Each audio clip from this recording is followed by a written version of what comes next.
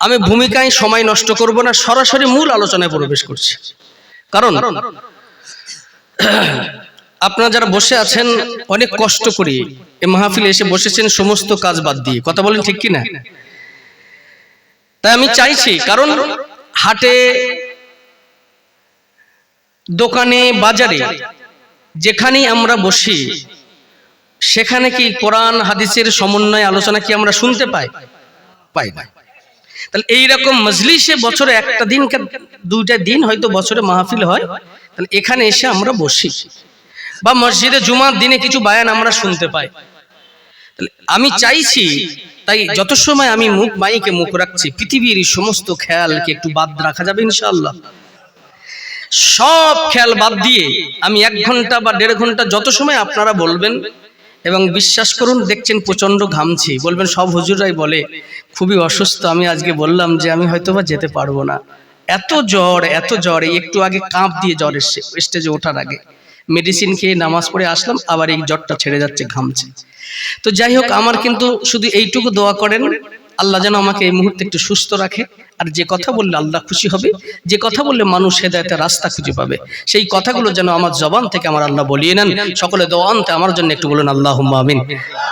আর আমি মুসাফির আছি না, আর মুসাফিরের দোয়াটা আল্লাহর দরবারে কবুল হয়ে যায়। তাই আমি আপনাদের জন্য সকলের জন্য দোয়া করতে চাই, আল্লাহ আজকের মাহফিলে যারা এসে বসেছেন আল্লাহ সবাইকে আপনি কবুল করে নেন। আল্লাহ আপনার দয়ার জান্নাতে ঠিক এইভাবে যেমন ভাবে আমরা পাশাপাশি বসে আছি, আপনার দয়ার জান্নাতে এইভাবে একই সঙ্গে আপনি আমাদের জান্নাতের ভিতরে স্থানটা দেবেন। আল্লাহ আজকের মাহফিলটা আপনার দরবারে কবুল করে নেন। আল্লাহ কিয়ামতের দিন নাজাতের ওসিলা বানাবেন, জোরে বলেন আমিন, আরো জোরে আল্লাহুম্মা আমিন। তাহলে আমি শুরু করছি আজকের আলোচনা। তবে আপনারা জানেন, ইতিপূর্বে যারা আমার আলোচনা শুনেছেন বা নেটের মাধ্যমে দেখেছেন, আমি কোরআনুল কারীম থেকে কথা বলতে ভালোবাসি। আপনাদের কষ্ট হবে না তো? আলহামদুলিল্লাহ। তাই আমি শুরুতেই কথাগুলো একটু বলে নিলাম, আমি সরাসরি মূল আলোচনায় প্রবেশ করছি। তবে একটু দেখে নেব, কারণ আমার শ্রোতা হতে গেলে একদম আমার শ্রোতা যদি হতে চান তাহলে কিন্তু আপনারা পিক আপ, আর আমি হলাম গাড়ি। পিক আপ যত হাই হবে আমার গাড়ি আমি তত স্পিডে যাবো ইনশাল্লাহ, হবে না? তা পিক আপ হাই না লো একটু চেক করে দেখবো, দেখি নারে তাকবীর, আলহামদুলিল্লাহ, তো সেই হাই আছে না? আচ্ছা, আর একটু জোরে হবে, একদম চন্দ্রকোনা পর্যন্ত যাবে আমার আল্লাহকে খুশি করার জন্য, আর সে মহল্লা পৌঁছানোর জন্য, হবে না ইনশাআল্লাহ? দেখি নারে তাকবীর, আলহামদুলিল্লাহ। আচ্ছা, তাহলে এবার দেখি ব্রেক ঠিক আছে কিনা। তা পিক আপ দেখলাম তো হয়। আচ্ছা, 1 ঘন্টা বা 1.5 ঘন্টা কোরআন হাদিসের সমন্বয়ে যদি আলোচনা শুরু করি, কারা কারা শুনবেন না একটু হাত তুলে দেখান তো দেখি। ওই দেখ ব্রেক ফেল। আমি কি বললাম? শুনবেন না কারা কারা বলেছি না? তাহলে ব্রেক ফেল হলো না? আমার শ্রোতা হতে গেলে ডিশ ব্রেক হতে হবে। কি ব্রেক? মানে যেখানে মারবো সেখানেই দাঁড়াতে হবে। অতএব তাই আমি একটু শুরুতে চেক করে নিলাম, কারণ ব্রেক যদি ফেল হয় গাড়ি কোথায় যাবে? অ্যাক্সিডেন্ট হবে না? খালে পড়বে, বিলে পড়বে। তাই আমি আমার শ্রোতা হতে গেলে খুব সাবধান, একদম ডিশ ব্রেক যেই মারবো ডাউন করে দাঁড়াতে হবে। থাকবো তো ইনশাআল্লাহ? তাহলে কারা কারা, আমি যত সময় মাইকে মুখ রাখছি কারা কারা থাকবো একটু জোরে বলে দেখান তো দেখি। নারে তাকবীর, নারে তাকবীর, আল্লাহুম্মা আমিন। হাত নামান, আল্লাহ হাতগুলোকে কবুল করেন, জোরে বলেন আমিন। তবে পর্যাপ্ত পরিমাণ আমি যুবক ভাইদের দেখতে পাচ্ছি না। আমি দেখছিলাম রাস্তায়, অনেকে রাস্তা ঘোরাফেরা করছে। আজকে মাহফিলকে কেন্দ্র করে যত দুলো ভাই এসেছে, খালাতো ভাই, মামাতো ভাই, ফুফুতো ভাই, বিয়াই এসেছে না? সবাইকে এসে বসেছে, তারা সব খেয়ে বাড়িতে শুয়ে আছে, আরাম করছে। তাহলে আপনি বলুন, আমি ঠিক যে সময় মাইকে মুখ দিয়েছি একদল মানুষ, কেউ ট্রেনে, কেউ প্লেনে, কেউ আছে ঘরে, কেউ আছে খাটে, আমি আপনি বসে আছি আজকের জলসার এই চটে। তাহলে আমরা পাগল তো নাকি? হ্যাঁ, আমরা পাগল। যদি আমাদের পাগল বলে পাগল, যদি বলেন তো কার পাগল? আল্লাহর পাগল। অতএব আমরাও বুঝি, আমরা যে খাট বুঝি না তা না, ব্ল্যাঙ্কেট আমরা বুঝি না, আমরাও বুঝি। অতএব আমরা এখানে বসেছি অত পাগল না। যদি পাগল হই আমরা আল্লাহর পাগল, জোরে বলুন না সুবহানাল্লাহ। তাই খালাতো ভাই, মামাতো ভাই, ফুফুতো ভাই, বন্ধু বা বেয়াই যারা এসেছেন সবাইকে মাইকের আওয়াজ যারা পাচ্ছেন এসে বসে যান, তা না হলে এমন কড়া অ্যান্টিবায়োটিক চলবে আর বাড়িতে ঘুমিয়ে থাকতে পারবে না।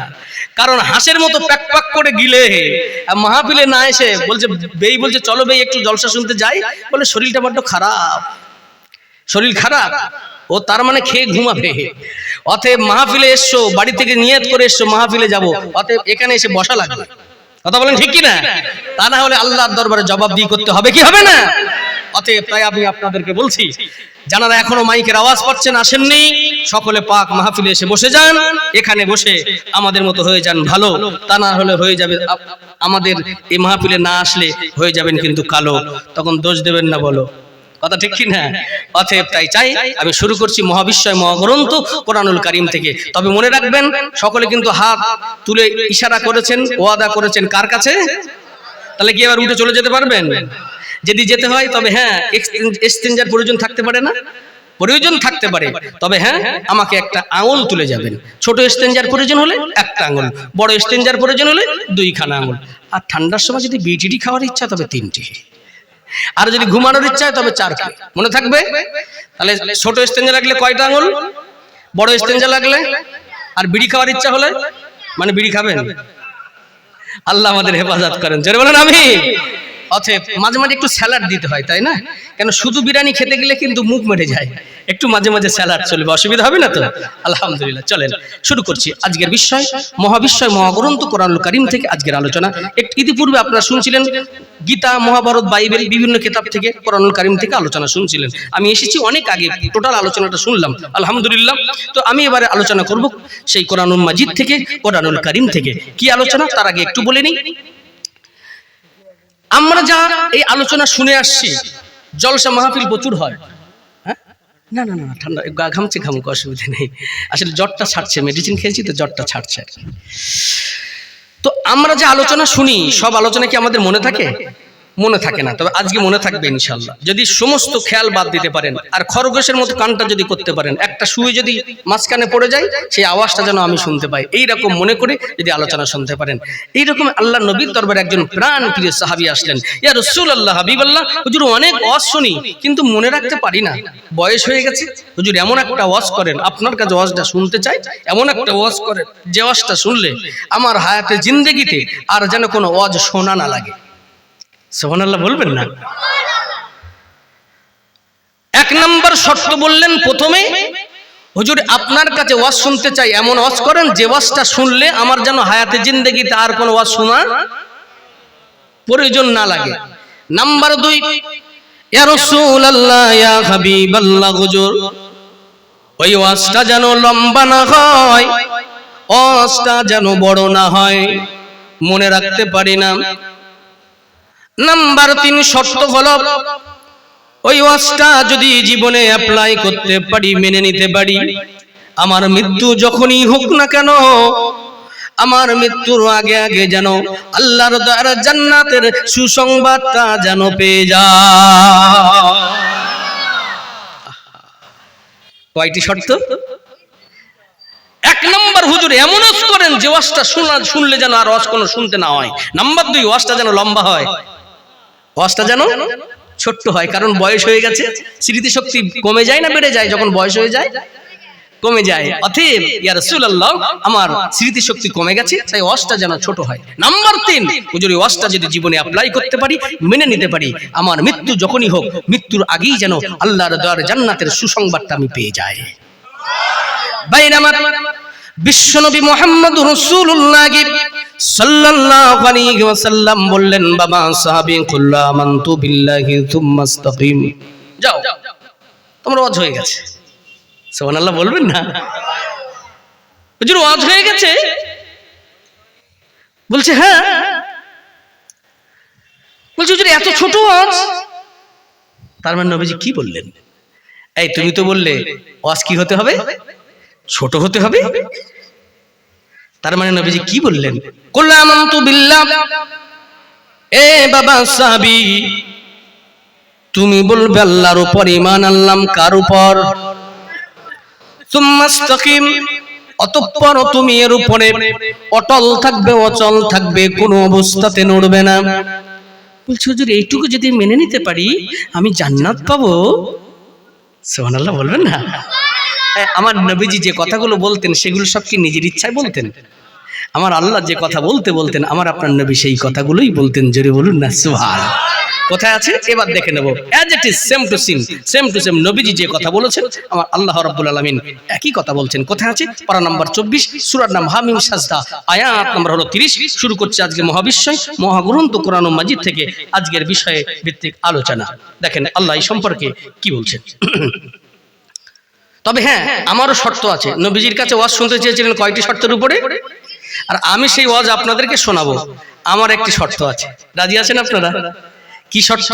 আমি যখনই আয়াতে কারিমাগুলো তেলাওয়াত করব, আমার পড়ার সঙ্গে সঙ্গে আমার পড়া যেই শেষ হবে একই সঙ্গে সকলে আল্লাহর নাম ধরে ডাকতে হবে। পারবেন না ইনশাআল্লাহ? কেন আল্লাহর নাম নিলে খুশি হয় কে? রেগে যায়? গুড, দেখেছ? আহা, ছোট্ট সোনামণি বলছে রেগে যায় শয়তান। গুড।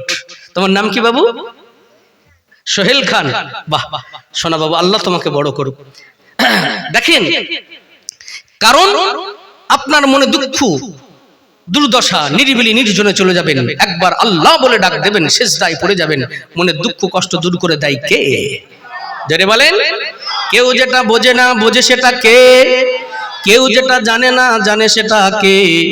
তাহলে একবার ডাক দেন আল্লাহ, আরো জোরে ডাক দেন আল্লাহ।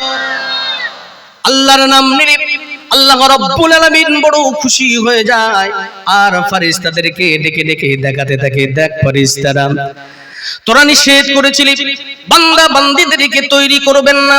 এই ফেরেশতারা তোরা দেখ, আমার বান্দা বান্দীরা আমি আল্লাহ যে রব, আমি আল্লাহ যে সব তারা স্বীকার করে, আমি আল্লাহ যে মহান তারা স্বীকার করে। এই ফেরেশতারা তোরা সাক্ষী থেকে যা, ওই সমস্ত বান্দা বান্দীর তামাম জিন্দেগির সমস্ত সগীরা গুনাহগুলোকে আমি আল্লাহ তাআলা মাফ করে দিলাম। আল্লাহ রাব্বুল আলামিন যখন খুশি হয়ে যায়, রহমতের দুয়ারে জোশ বেড়ে যায়, ওই সময় আল্লাহ তামাম বান্দা বান্দির জিন্দেগির সমস্ত গুনাহ খাতা মাফ করতে থাকে। সগীরা গুনাহ বিনা তওবায় বড় গুনাহ মাফ হয় না। আজকে মাহফিলে আমরা তওবা করে যাব, জীবনের সমস্ত ছোট বড় গুনাহগুলো সব আল্লাহর কাছ থেকে মাফ করে নেব। তাহলে আমি যখনই আয়াতে কারিমাগুলো তেলাওয়াত করব সঙ্গে সঙ্গে আল্লাহর নাম নেব না ইনশাআল্লাহ? দেখেন আল্লাহ কি বলছে, মনে রাখবেন নবীজি কি বলেছিলেন আর আল্লাহ এই সম্পর্কে কি বলছে। আল্লাহ বলেন সূরা হামিম সাজদার 30 নম্বর আয়াতে কারিমা, আল্লাহ বলছে ইন্নাল্লাযীনা ক্বালু রাব্বুনাল্লাহ, আল্লাহু আকবার বলেন। ইন্নাল্লাযীনা, যারা কিনা ক্বালু বলবে রব্বুনাল্লাহ, আল্লাহ আমাদের রব, আল্লাহ আমাদের সব, আল্লাহ আমাদের প্রভু, আল্লাহ আমাদের মালিক, এই কথা বলছেন কে? আর নবীজি কি বলেছিলেন? বাবা সাহাবী, কুল আমানতু বিল্লাহ, এ বাবা সাহাবী তুমি বলবে আল্লাহর উপরে ঈমান আনলাম, আল্লাহর উপরে ঈমান আনলাম। তা আল্লাহ বলছে যারা কিনা আমি আল্লাহ আমাকে রব বলে মেনে নিল, তারপরে নবীজি কি বলেছিলেন? সুম্মাস্তাকিম, বাবা সাহাবী তুমি এর উপরে অটল থাকবে, অচল থাকবে, কোনো অবস্থাতে নড়বে না। এই সম্পর্কে আল্লাহ রাব্বুল আলামিন আয়াতের কারিমার পর আল্লাহ রাব্বুল আলামিন বলেন সুম্মাস্তাকামু তাতানাজ্জালু আলাইহিমুল মালাইকা। জোরে বলুন আল্লাহু আকবার। আল্লাহ রাব্বুল আলামিন বলেন সুম্মাস্তাকামু, নবীজি বলেছিলেন সুম্মাস্তাকিম, একটু শুনতে আলাদা লাগছে না? ওটা হলো এক বচন, নবীজি একজনকে লক্ষ্য করে বলেছেন, আর এখানে আল্লাহ রাব্বুল আলামিন এখানে সবাইকে লক্ষ্য করে এটা বহু বচন সুম্মাস্তাকামু। একবার জোরে বলুন না সুবহানাল্লাহ। আলোচনা অসুবিধা হচ্ছে না তো আপনাদের? কষ্ট হচ্ছে না তো আপনাদের? পিকআপ কি হাই আছে? দেখি নারী তাকবীর, আলহামদুলিল্লাহ, এই তো হাই আছে আলহামদুলিল্লাহ। দেখেন আল্লাহ রাব্বুল আলামিন বলে জানাই কিনা আমাকে রব বলে মেনে নিয়ে এর উপরে অটল থাকবে, অচল থাকবে, কোনো অবস্থাতে নড়বে না। তবে হ্যাঁ, তাফসীর মানে প্রত্যেকটা সেন্টেন্স, প্রত্যেকটা বাক্য আমাদের বুঝে নেওয়া লাগে। এখানে দুটি অংশ একটুখানি দেখেন। আল্লাহ প্রথমে বলছে আমি আল্লাহ আমাকে যারা রব বলে মেনে নিল, তারপরে বলছে যারা আমি আল্লাহ আমাকে রব বলে মেনে নিয়ে এর উপরে অটল থাকলো, অচল থাকলো, কোনো অবস্থাতে নড়লো না। কারণ কি? আল্লাহকে রব বলে মেনে নেওয়া কিন্তু সহজ ব্যাপার। আল্লাহকে রব বলে মেনে নেওয়া সহজ ব্যাপার, কিন্তু আল্লাহকে রব বলে মেনে নিয়ে এর উপরে অটল থাকা, অচল থাকা, এটা কিন্তু কঠিন ব্যাপার। কারণ কারণ কি দেখেন, কারণ হলো অনেকে আছে দেখবেন নামাজ পড়ে, রোজা করে, করে না, হারাম হালাল বেশি চলে, অথচ না, নামাজ পড়ে রোজা করে হারাম হালাল বেঁচে চলে, অথচ যত দুঃখ যত কষ্ট মুসিবত তার উপরে থাকে। সে বলে দেখো আমি নামাজ পড়ি, আমি রোজা করি, হারাম হালাল বেঁচে চলি, অথচ যত দুঃখ যত কষ্ট যত মুসিবত সব আমার উপরে। ও নামাজ পড়ে না, ও রোজা করে না, অর্থ আছে যাকাত দেয় না, কিন্তু দেখো ওর বেলা যত সুখ যত শান্তি সব ওর। আমার বেলা দুচালা আর ওর বেলা দুতলা। চালা বোঝেন তো, টিনের চালা খড়ের চালা, আর ওর বেলা দুতলা। অনেকে কষ্ট পায় কি পায় না? পায় না? পায়। হ্যাঁ গুড। দেখেন এবার একটুখানি বোঝার চেষ্টা করেন, কারণ আল্লাহ শুধু বলছে আমি আল্লাহ আমাকে রব বলে মেনে নিয়ে যারা দাঁড়িয়ে থাকবে, মেনে নেওয়া আর দাঁড়িয়ে থাকা দুটো কিন্তু এক নয়। মেনে নিয়ে যারা এরপরে অটল থাকবে, কারণ এরা যারা নামাজ রোজা করে, আমি যে ভ্যান চালাই, আমি যে দিন মজুর খাটি, অথচ আমার যত কষ্ট দুঃখ কষ্ট, আর ওর দুঃখ কষ্ট নাই, নামাজ রোজা কিছু নাই। দেখো ওর বেলায় দেখেন বাদশাহ হারুন আল রশিদের কথা মনে পড়ে যায়। বাদশাহ হারুন আল রশিদ দুটো পাখি পুষতেন। এটা গল্প নয়, ওনার জীবন চরিত্র থেকে ছোট্ট একটি কথা প্রায় জায়গায় বলে থাকি, এটা ঈমান আকীদাটা মজবুত হওয়ার জন্য, এই আয়াতের তাফসীরটাকে আপনাদের ভালোভাবে বোঝাবার জন্য। বাদশাহ হারুন আল রশিদ কয়টা পাখি বললাম? দুইটা, একটা হলো কাক আর একটা হলো কোকিল। তিনি যখন সিংহাসনে বসে বিচার করতেন, দুই সাইডে দুটো পাখি থাকতো। ডান সাইডে থাকতো আপনার কোকিলটা, বাম সাইডে থাকতো কাকটা। তো বিচার করতে করতে যখন একটু সময় বেশি চলে যেত, আর কাকের যখন ক্ষুধা লাগতো, আর কাক তখন ডাক দিত। আচ্ছা বলেন তো কাকের ডাকটা কেমন লাগে? ভালো লাগে কি? মজা লাগে? কর্কশ না? ডাকে না, কর্কশ লাগে। ভাইরা আমার, কাক যখন কা কা করে ডাকতে থাকে, বাদশাহ হারুন আল রশিদ বলে এই প্রহরীরা তোমরা কি দেখতে পাও না এই কাকটার ক্ষুধা লেগেছে, খাবারগুলো খেতে দেয়। প্রহরীরা দৌড়ে গিয়ে খাবারগুলো নিয়ে কাককে খাবারটা খেতে দিতে গেল। ডান দিকে আছে কোন পাখি? আচ্ছা এরও তো ক্ষুধা লেগেছে, এ ডাকবে না, চুপ করে থাকবে? এরও তো ক্ষুধা লেগেছে, খাবার দেখছে, কাক খাচ্ছে, পাচ্ছে না, এ ডাকবে না? এও ডাক ছেড়েছে। আচ্ছা বলেন তো কোকিলের ডাকটা কেমন লাগে? মজা লাগে না? বসন্তের সময় দক্ষিণা বাতাসে ভোরের বেলা যখন সেই কোকিলের সুরটা ভেসে আসে, কুহু কুহু ডাকে না, কত সুন্দর লাগে। বাইরে আমার এই কোকিল যখন কুহু কুহু রবে ডাক ছেড়ে দিল, প্রহরীরা দৌড়ে গিয়ে খাবারগুলো নিয়ে কোকিলকে খাবারটা খেতে দিতে গেল। এমন সময় বাদশাহ হারুন আল রশিদ বলে এই প্রহরীরা কি আমি কি তোমাদের কি কোকিলকে খাবারটা খেতে দিতে বললাম? খাবার খেতে দিলে কেন? প্রহরীরা বলে বাদশাহ জাহাপানা, এটা আপনার কেমন বিচার? কাকেরও ক্ষুধা লেগেছে, কোকিলেরও ক্ষুধা লেগেছে, কাককে খাবার খেতে দিই নাই বলে আপনি আমাদের বকা দিলেন, আর কোকিলকে খাবার খেতে দিয়েছি বলে বকা দিলেন। বিচার কি দুটো সমান হলো নাকি? আপনারা বলেন সমান হলো? সমান হলো না। ভাইরা আমার, যেই কথাটি বললেন প্রহরীরা, বাদশাহ হারুন আল রশিদ বলে এ আমার প্রহরীরা, তোমরা কাকের ডাক আর কোকিলের ডাক দুইটা ডাক সমান করে দিও না।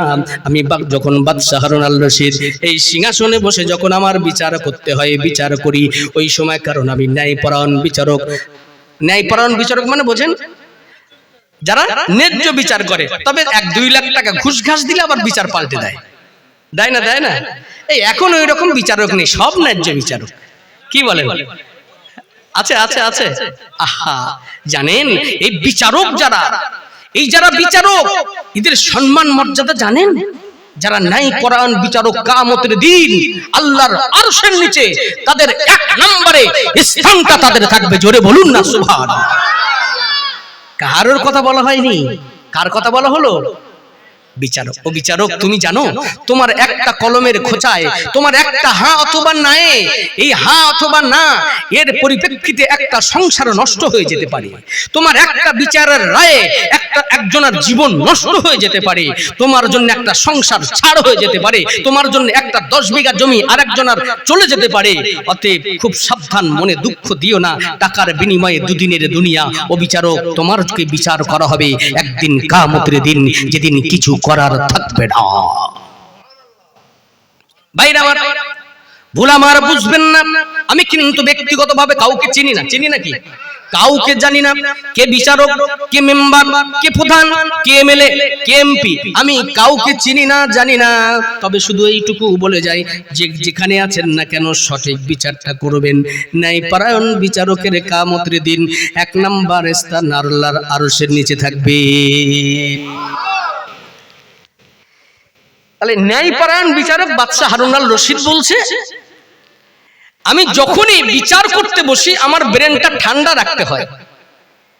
এই প্রহরীরা, ওই সময় আমার ব্রেনটা ঠান্ডা রাখতে হয়, কারণ আমার ন্যায়পরায়ণ বিচারক, আমি ন্যায্য বিচার করা লাগে। আর ওই সময় যখন কাকটা ডাকে কা কা করে, ওর কর্কশ ডাকটা শুনলে পরে আমার ব্রেনটা বিগড়ে যায়। তাই বললাম কাককে ডাকতে দিও না, ও ক্ষুধা লেগেছে, ওকে খাবার খেতে দাও, ও খাবার খেতে ব্যস্ত হয়ে যাবে, ও আর ডাক দেবে না, ও খাবার খেতে ব্যস্ত হয়ে যাবে। তাই বললাম কাককে খাবার খেতে দাও, আর কোকিলকে নিষেধ করলাম, কারণ এই কোকিলের ডাকটা যে আমি বাদশা শুনতে চাই।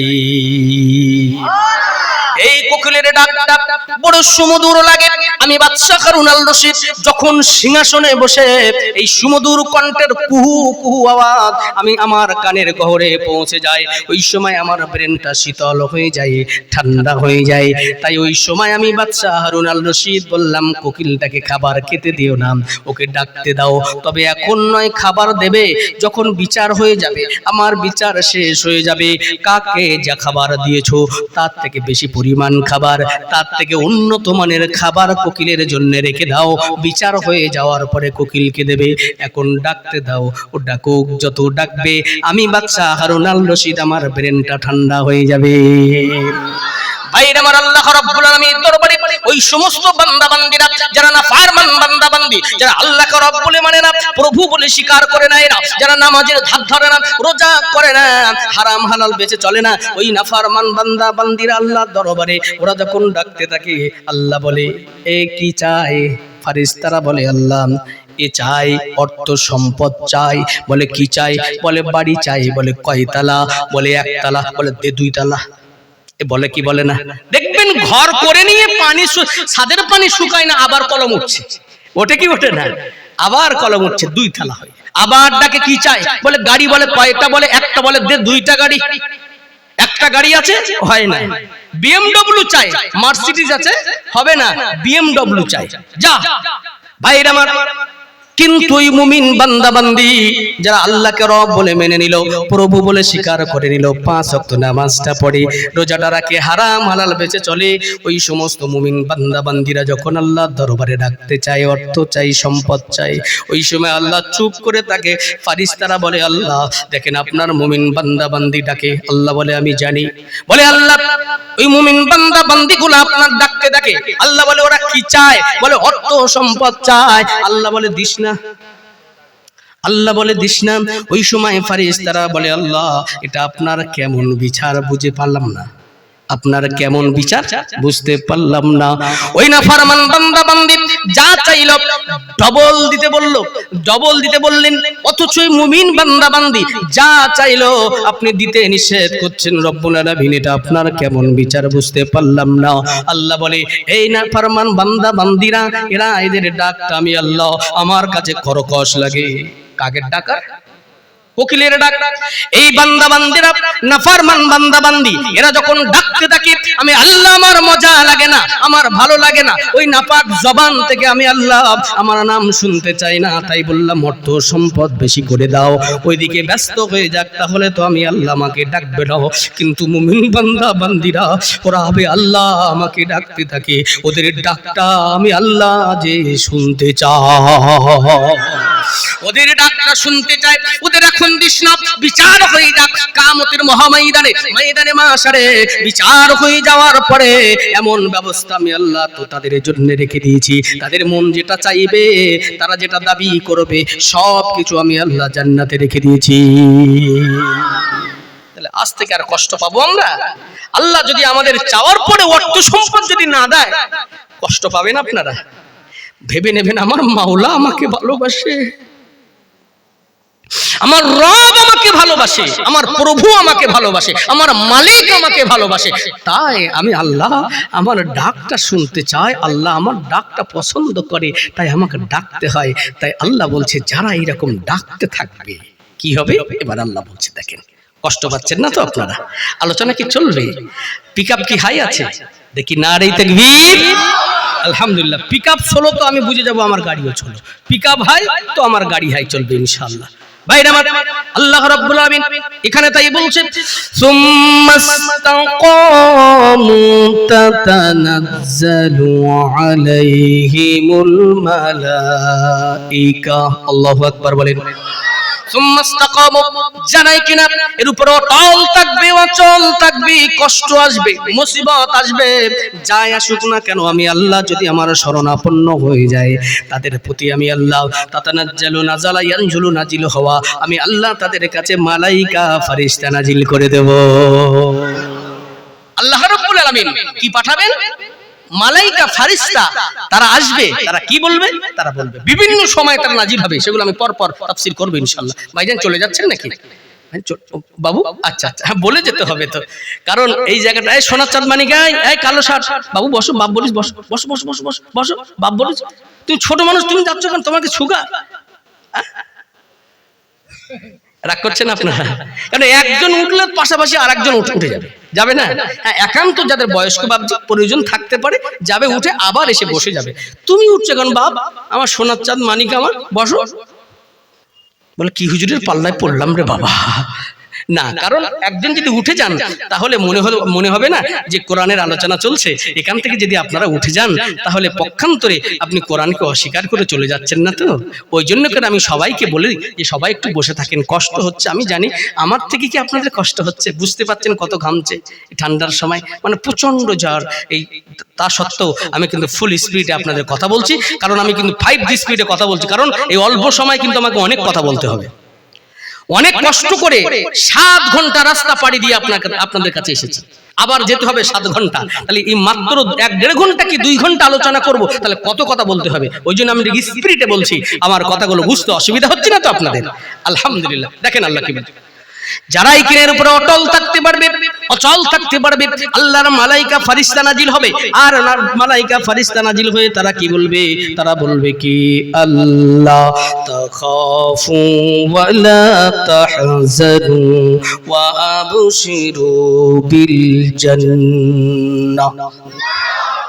আল্লাহ তাখাফু, তোমাদের কোনো ভয় নাই, ওয়া লা তাহজানু, না তোমাদের কোনো দুশ্চিন্তা করার কারণ নাই। সুবহানাল্লাহ বলবেন না?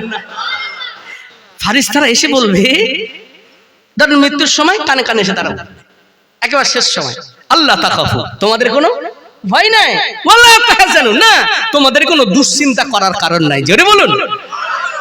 তাহলে আমাদের ভয় থাকতে পারে না? তাহলে বলছে, তবে এবার চূড়ান্ত সিদ্ধান্ত দেখেন, নবীজির কাছে ওয়াজ শুনতে চেয়েছিল সাহাবী, বলছে আমি যদি আল্লাহকে রব বলে মেনে নিয়ে দাঁড়িয়ে থাকতে পারি, আমি কি জান্নাত পাবো? প্রশ্ন করেছিল না? এবার চূড়ান্ত সিদ্ধান্ত আল্লাহ দিয়ে দিচ্ছে, বলছে তোমাদের কোনো ভয় নাই, চিন্তা নাই, আর ওয়াবশিরু বিল জান্নাহ, সুসংবাদ গ্রহণ করো ওই আল্লাহর দয়ার জান্নাতের। আর একটু জোরে হয় না? কোন জান্নাতের? এই জান্নাত সম্পর্কে আমি আসছি যদি পরে সময় পাই তাফসীর করতে করতে, তবে একটু জানেন কোন জান্নাতের। আল্লাহ বলছে, আল্লাতী কুনতুম তুআদুন। আল্লাহু আকবার বলেন। ওই দয়ার জান্নাতের যার পূর্বে ওয়াদা করা হয়েছিল। সুবহানাল্লাহ বলেন। এবার দেখেন 31 নম্বর আয়াতে কারিমা, ভেরি ভেরি ইম্পর্টেন্ট। 31 নম্বর আয়াতে কারিমা আল্লাহ কি বলছে এখানে, নাহনু আউলিয়াউকুম ফিল হায়াতিদ দুনিয়া ওয়া ফিল আখিরাহ। নাহনু আউলিয়াউকুম, আমরা তোমাদের বন্ধু হয়ে গেলাম। কারা বলছে? নাজিল হলো কারা? ফেরেশতারা এসে বলছে, নাহনু আউলিয়াউকুম, আমরা তোমাদের বন্ধু হয়ে গেলাম। আহা, ফেরেশতারা বন্ধু হবে মানে বুঝতে পারছেন কথা? বুঝতে পারলেন না? আরে অনেক ওয়াজ নসিহত তো শুনেছেন আপনার, ঘটনা কত কিছু, কিন্তু দেখেন কত মজা পাবেন। মজা লাগছে না আপনাদের? বিশ্বাস করেন, ঈমান ওয়ালাদের জন্য এটা খোরাক। কোরআনের আলোচনা এটা কি? ঈমান ওয়ালাদের জন্য আত্মার খোরাক।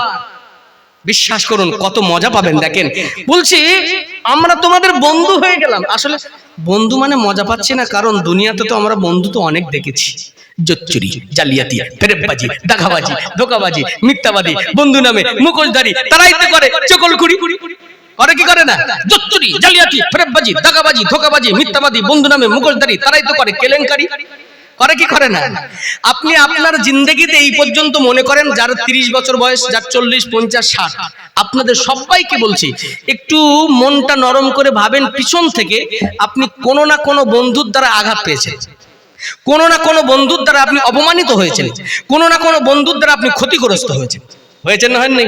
দুনিয়ার বন্ধু গাছে তুলে দিয়ে মই কেড়ে নেওয়ার বন্ধুর অভাব নাই, গাছে তুলে দেবে মইটা কেড়ে নেবে, অতএব বিপদে ফেলে দেবে, এটা হলো দুনিয়ার বন্ধু। আর এখানে বন্ধু কেমন বন্ধু, কত সময় বন্ধু, একটু শুনতে চান আপনারা? শুনবেন শুনবেন, পিকআপ কি হাই আছে? দেখি না রে তাকবীর। ভাইরা আমার, কেমন বন্ধু হবে, কত সময় বন্ধু হবে? ফিল হায়াতিদ দুনিয়া ওয়া ফিল আখিরাহ, দুনিয়ার জিন্দেগিতে বন্ধু, আখিরাতের জিন্দেগিতে বন্ধু। দুনিয়ার জিন্দেগি তো আমরা জানি, আসবো দুনিয়ার জিন্দেগিতে পরে, একটু আগে শুনি আখিরাতের জিন্দেগি, কারণ কখন আবার সময় পার হয়ে যায় আমি আবার বুঝতে পারি না, ওই জন্য মেন কথাগুলো একটু আগে বলে নিই। কিয়ামতের দিন, মুসিবতের দিন, যেদিন কেউ কারো হবে না, স্বামী স্ত্রীর হবে না, স্ত্রী স্বামীর হবে না, পিতামাতা সন্তানাদের হবে না, কেউ কারো হবে না। ওই কিয়ামতের মহাময়দানে, ময়দানে মাশারে, ওই সময় তারা বন্ধু হবে, কিন্তু কেমন তারা বন্ধু হবে শুনলে অবাক হয়ে যাবেন। ওই কিয়ামতের মহাময়দানে আজকে সূর্য এখান থেকে লক্ষ লক্ষ লক্ষ মাইল দূরে সূর্য সেখানে, তাহলে সেখান থেকে তাপ দেয়, আর ওই তাপে আজকে গরমের সময় আমরা এসি ছাড়া ঘুমাতে পারি না, ফ্যান ছাড়া বসতে পারি না। কিয়ামতের দিন কি সূর্য অনেক দূরে থাকবে নাকি? মাথার অতি নিকটে চলে আসবে, মাথার মগজগুলা, ঘিলুগুলা টকবক টকবক করে ফুটতে থাকবে। ওই কিয়ামতের মহাময়দানে, ময়দানে মাশারে, আল্লাহর আরশের নিচে যে ছায়ার কথা বলছিলাম, ওই আল্লাহর আরশের নিচে ছায়া, মন ছায়া আর কোথাও থাকবে না। ওই আল্লাহর আরশের নিচে ছায়া থাকবে। মুমিন বান্দা বান্দিরা তো সেখানে যাবে, কিন্তু কোন ভাবে যাবে, কিভাবে যাবে, কোনটা দিয়ে যাবে? কারণ সেখানে কি মানুষ 1-2 কোটি থাকবে নাকি? পৃথিবীর শুরু থেকে যত মানুষ এসেছিলেন, যত মানুষ আছেন, কিয়ামত পর্যন্ত যত মানুষ আসবেন, সমস্ত মানুষ দিগকে একত্রিত করা হবে ওই কিয়ামতের মহাময়দানে। ওই ময়দানে মাশারে আল্লাহ রাব্বুল আলামিন 2টা শ্রেণী করে দেবেন। একটা হলো নাফরমান বান্দা বান্দীদের একটা লাইন, একটা শ্রেণী, একটা কাতার, আর একটা হলো মুমিন বান্দা বান্দীদের। তাহলে কয়টা হবে? আমি 2টা একটা একটা করে বলবো। প্রথমে আসুন ওই মুমিন বান্দা বান্দীদের কথা। এই মুমিন বান্দা বান্দীরা ওই কিয়ামতের দিন, মুসিবতের দিন, ওই সময় তাদের সূর্যের তাপ তো লাগবে না, ওই সময় তাদেরকে আল্লাহর আরশের নিচে তাদেরকে নিয়ে যাওয়া হবে। কোনটা দিয়ে যাবে, কোন রাস্তা দিয়ে যাবে, কোথায় আছে, কিভাবে যাবে? ওই সময় তাতানাজ্জালু নাযালা ইয়ানজুলু, এই ফেরেশতারা নাজিল হবে। নাহানু আউলিয়াকুম, এই বন্ধু ফেরেশতারা বলবে এই তো আমরা আপনাদের বন্ধু, আপনার বন্ধু। বলেন চলেন চলেন, ওই তো একটা জায়গায় আল্লাহর আরশের নিচে চলেন, রাস্তা ক্লিয়ার করে, সামনে সিকিউরিটি বেনে গিয়ে রাস্তা ক্লিয়ার করে করে আমাকে আপনাকে আল্লাহর আরশের নিচে দাঁড় করিয়ে দেবে। এমন তারা বন্ধু হবে। বিপদে আপদে মুসিবতে যখনই পড়বেন তখনই বিপদে আপদে আসবে, দুনিয়াতেও তাই। সুবহানাল্লাহ বলেন। শুধু তাই নয়, একটু আখিরাতের কথা বলছি, যখন একটু শুনে নেন। কিন্তু এই কিয়ামতের মহাময়দানে, ময়দানে মাশারে, ওই নাফরমান বান্দা বান্দীদের তাদের করুণ অবস্থা কেমন হবে? ওই কিয়ামতের মহাময়দানে সূর্য যদি মাথার কাছে আসে, আর মাথার মগজগুলা, ঘিনুগুলা টকবক টকবক করে ফুটতে থাকে, আর মাটিগুলো পুড়ে তামা হয়ে যাবে। বলেন তো দেখি, পানির পিপাসা লাগবে কি লাগবে না? লাগবে না? পানির পিপাসা লাগবে, কাতরাতে থাকবে পানি পানি করে। ওই নাফরমান বান্দা বান্দি তারা তো আল্লাহর আরশের নিচে ছায়া পাবে না। ভাইরা আমার, ওই সময় আল্লাহর দরবারে ওই নাফরমান বান্দা বান্দিগুলা আল্লাহর কাছে বলবে, রব্বে কারীম, ও আল্লাহ, একটু পানি দেন, একটু পানির ব্যবস্থা করে দেন। কলিজা ফেটে যায়, চৌচির হয়ে যায়, পানির পিপাসায় কাতরাতে থাকবে আমার আল্লাহ। ওই সময় নাফরমান বান্দা বান্দির থেকে মুখটা ঘুরিয়ে নেবে।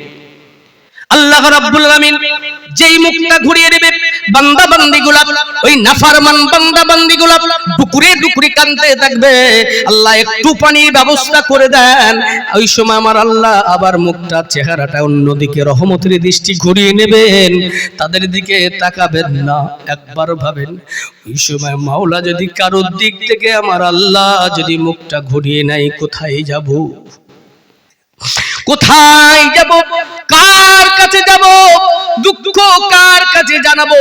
ওই কিয়ামতের দিন, মুসিবতের দিন, ওই সময় নাফরমান বান্দা বান্দিরা বারংবার আল্লাহকে ওই সময় পানি চাইবে, বারংবার আর আল্লাহ বারংবার চেহারা ঘুরিয়ে নেবে, তাদের দিকে রহমতের দৃষ্টিতে তাকাবে না। অবশেষে বলবে, এই নাফরমান বান্দা বান্দি, আমি আল্লাহ রব্বুল আলামিন আমাকে দুনিয়াতে রব বলে মানিস নাই, আমি আল্লাহ আমাকে প্রভু বলে স্বীকার করে নিস নাই, আজ তোরা আমি আল্লাহ আমার রহমতের দৃষ্টি তোরা পাবি না। মুমিনদের জন্য রহমতের দৃষ্টি, আর তোদের জন্য নয়, রহমতের দৃষ্টি নয়। তোদের পানি যদি খেতে হয়, দাঁড়া। ওই সময় জাহান্নামী ফেরেশতাদেরকে বলা হবে, ফেরেশতারা জাহান্নামে চলে যাও, জাহান্নাম থেকে উত্তপ্ত ফুটন্ত রক্ত আর পুঁজগুলো নিয়ে এসে ওদেরকে খেতে দাও। জাহান্নাম থেকে উত্তপ্ত ফুটন্ত রক্ত আর পুঁজগুলো আনা হবে, আর ওই সময় আনার পরে সঙ্গে সঙ্গে তাদের সামনে যখন দেওয়া হবে, টকবক টকবক করে ফুটতে থাকবে। নাফরমান বান্দা বান্দিগুলা দেখবে অত্যন্ত ফুটন্ত রক্ত আর পুঁজ, এগুলো সেবন করব কিভাবে? একটু ঠান্ডা করে খাই, সেগুলো রেখে দেবে ঠান্ডা করার জন্যে। আপনি বলুন, এটা কি দুনিয়ার কোনো আগুনে পোড়ানো নাকি? এটা ঠান্ডা হবে নাকি?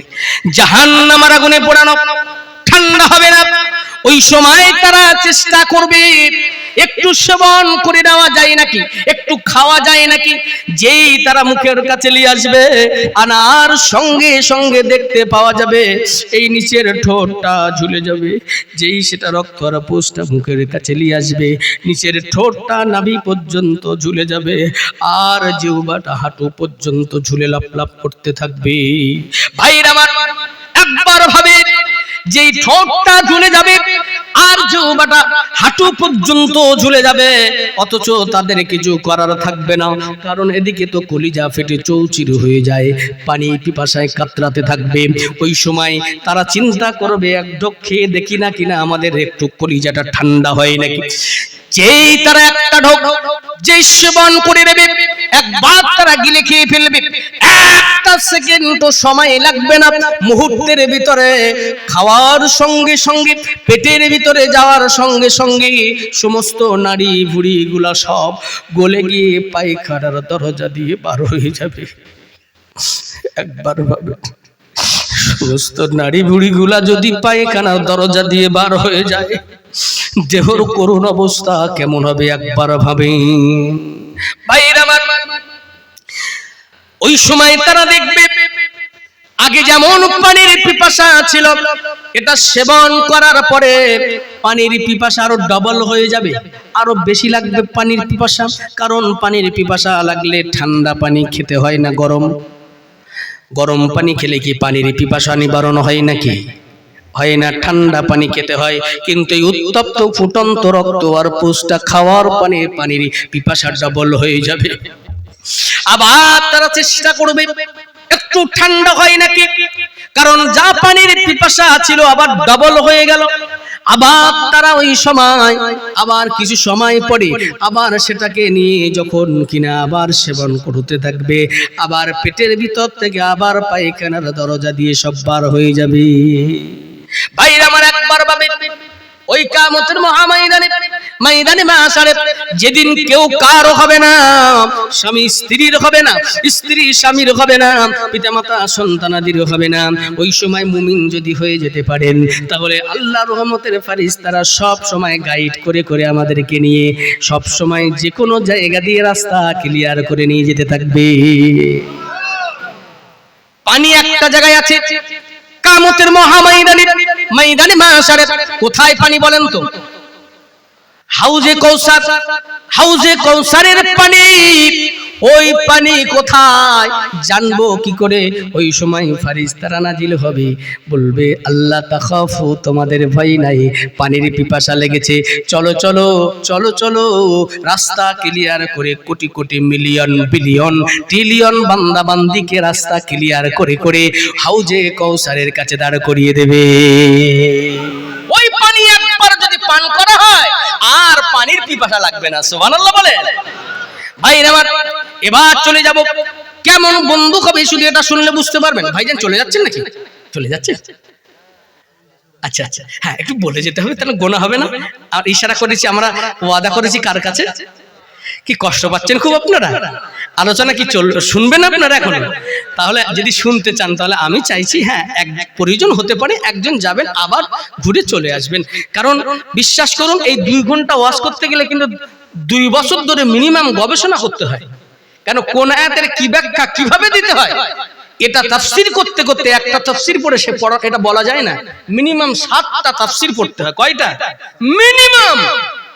অতএব তাই আপনাদেরকে অনেক কষ্ট করে কথাগুলো বলছি, কষ্ট পাচ্ছেন না তো আপনারা? আলোচনা চলবে তো ইনশাআল্লাহ। দেখি পিক আপ কি ঠিক আছে? দেখি নারায়ে তাকবীর, আলহামদুলিল্লাহ। ভাইরা আমার, এবার দেখেন কিয়ামতের ময়দানে মাশারে, ওই সময় একবার দেখেন আল্লাহ রাব্বুল আলামিন এই যে 2টা শ্রেণী করে দিল। আল্লাহ জান্নাতটাকে কিয়ামতের ময়দানে কাছাকাছি রাখবেন না, জান্নাতটা আল্লাহ দূরে রাখবেন, আর জাহান্নামটা আল্লাহ কাছে রাখবেন। কোনটা কাছে থাকবে? জাহান্নাম। জান্নাতটা যদি কাছে থাকে, বান্দা বান্দি তো হুড়ুহুড়ি করে জান্নাতের ভিতরে প্রবেশ করবে। আর আমার আল্লাহ দয়ার সাগর বার করে দিতে পারবে? বার করবে না আমার আল্লাহ। তাই আল্লাহ জান্নাতটাকে একটু দূরে রাখবে আর জাহান্নামটাকে কাছে রাখবে।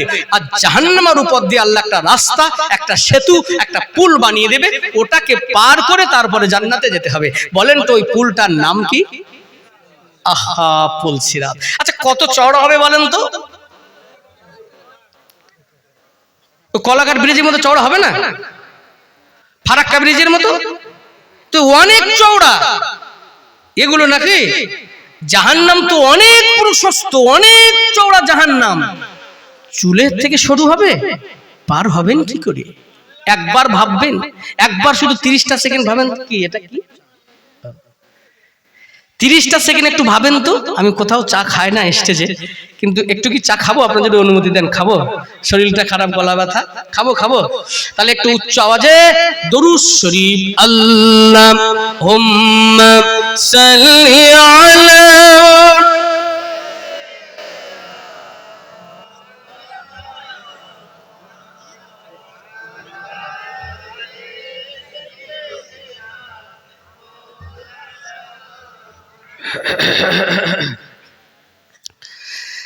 ওই পুলসিরাতটা চুলের থেকে সরু আর তরবারির থেকে ধারালো। 30টা সেকেন্ড একটু ভাবেন তো। সকলে আমার দিকে তাকান, অ্যাটেনশন, আমার দিকে সকলে তাকান। তাহলে এই 30টা সেকেন্ড ভাবেন যে চুলের থেকে সরু, তরবারির থেকে ধারালো, এটা নরমালি ভাবে কি পার হওয়া সম্ভব? তাহলে কেন আমরা এত মাতামাতি করি? ওটা তো সবাইকে পার হতে হবে। ভাইরা আমার, ওই যে 2টা শ্রেণী হয়ে যাবে। প্রথমে চলে আসি নাফরমান বান্দা বান্দীদের কথা। করুণ অবস্থা। এই নাফরমান বান্দা বান্দীরা তারা যখন জাহান্নামের কাছে যাবে, আল্লাহ বলবে ফেরেশতারা এদেরকে আগে জাহান্নামের উপরে পুলসিরাতটা পার হতে বলো। ওই সময় নাফরমান বান্দা বান্দীরা এই জাহান্নামের উপরে যেই পাটা দেবে, একটা সেকেন্ড দেরি হবে না, একটা মুহূর্ত লাগবে না, সঙ্গে সঙ্গে দ্বিখণ্ডিত হয়ে যাবে।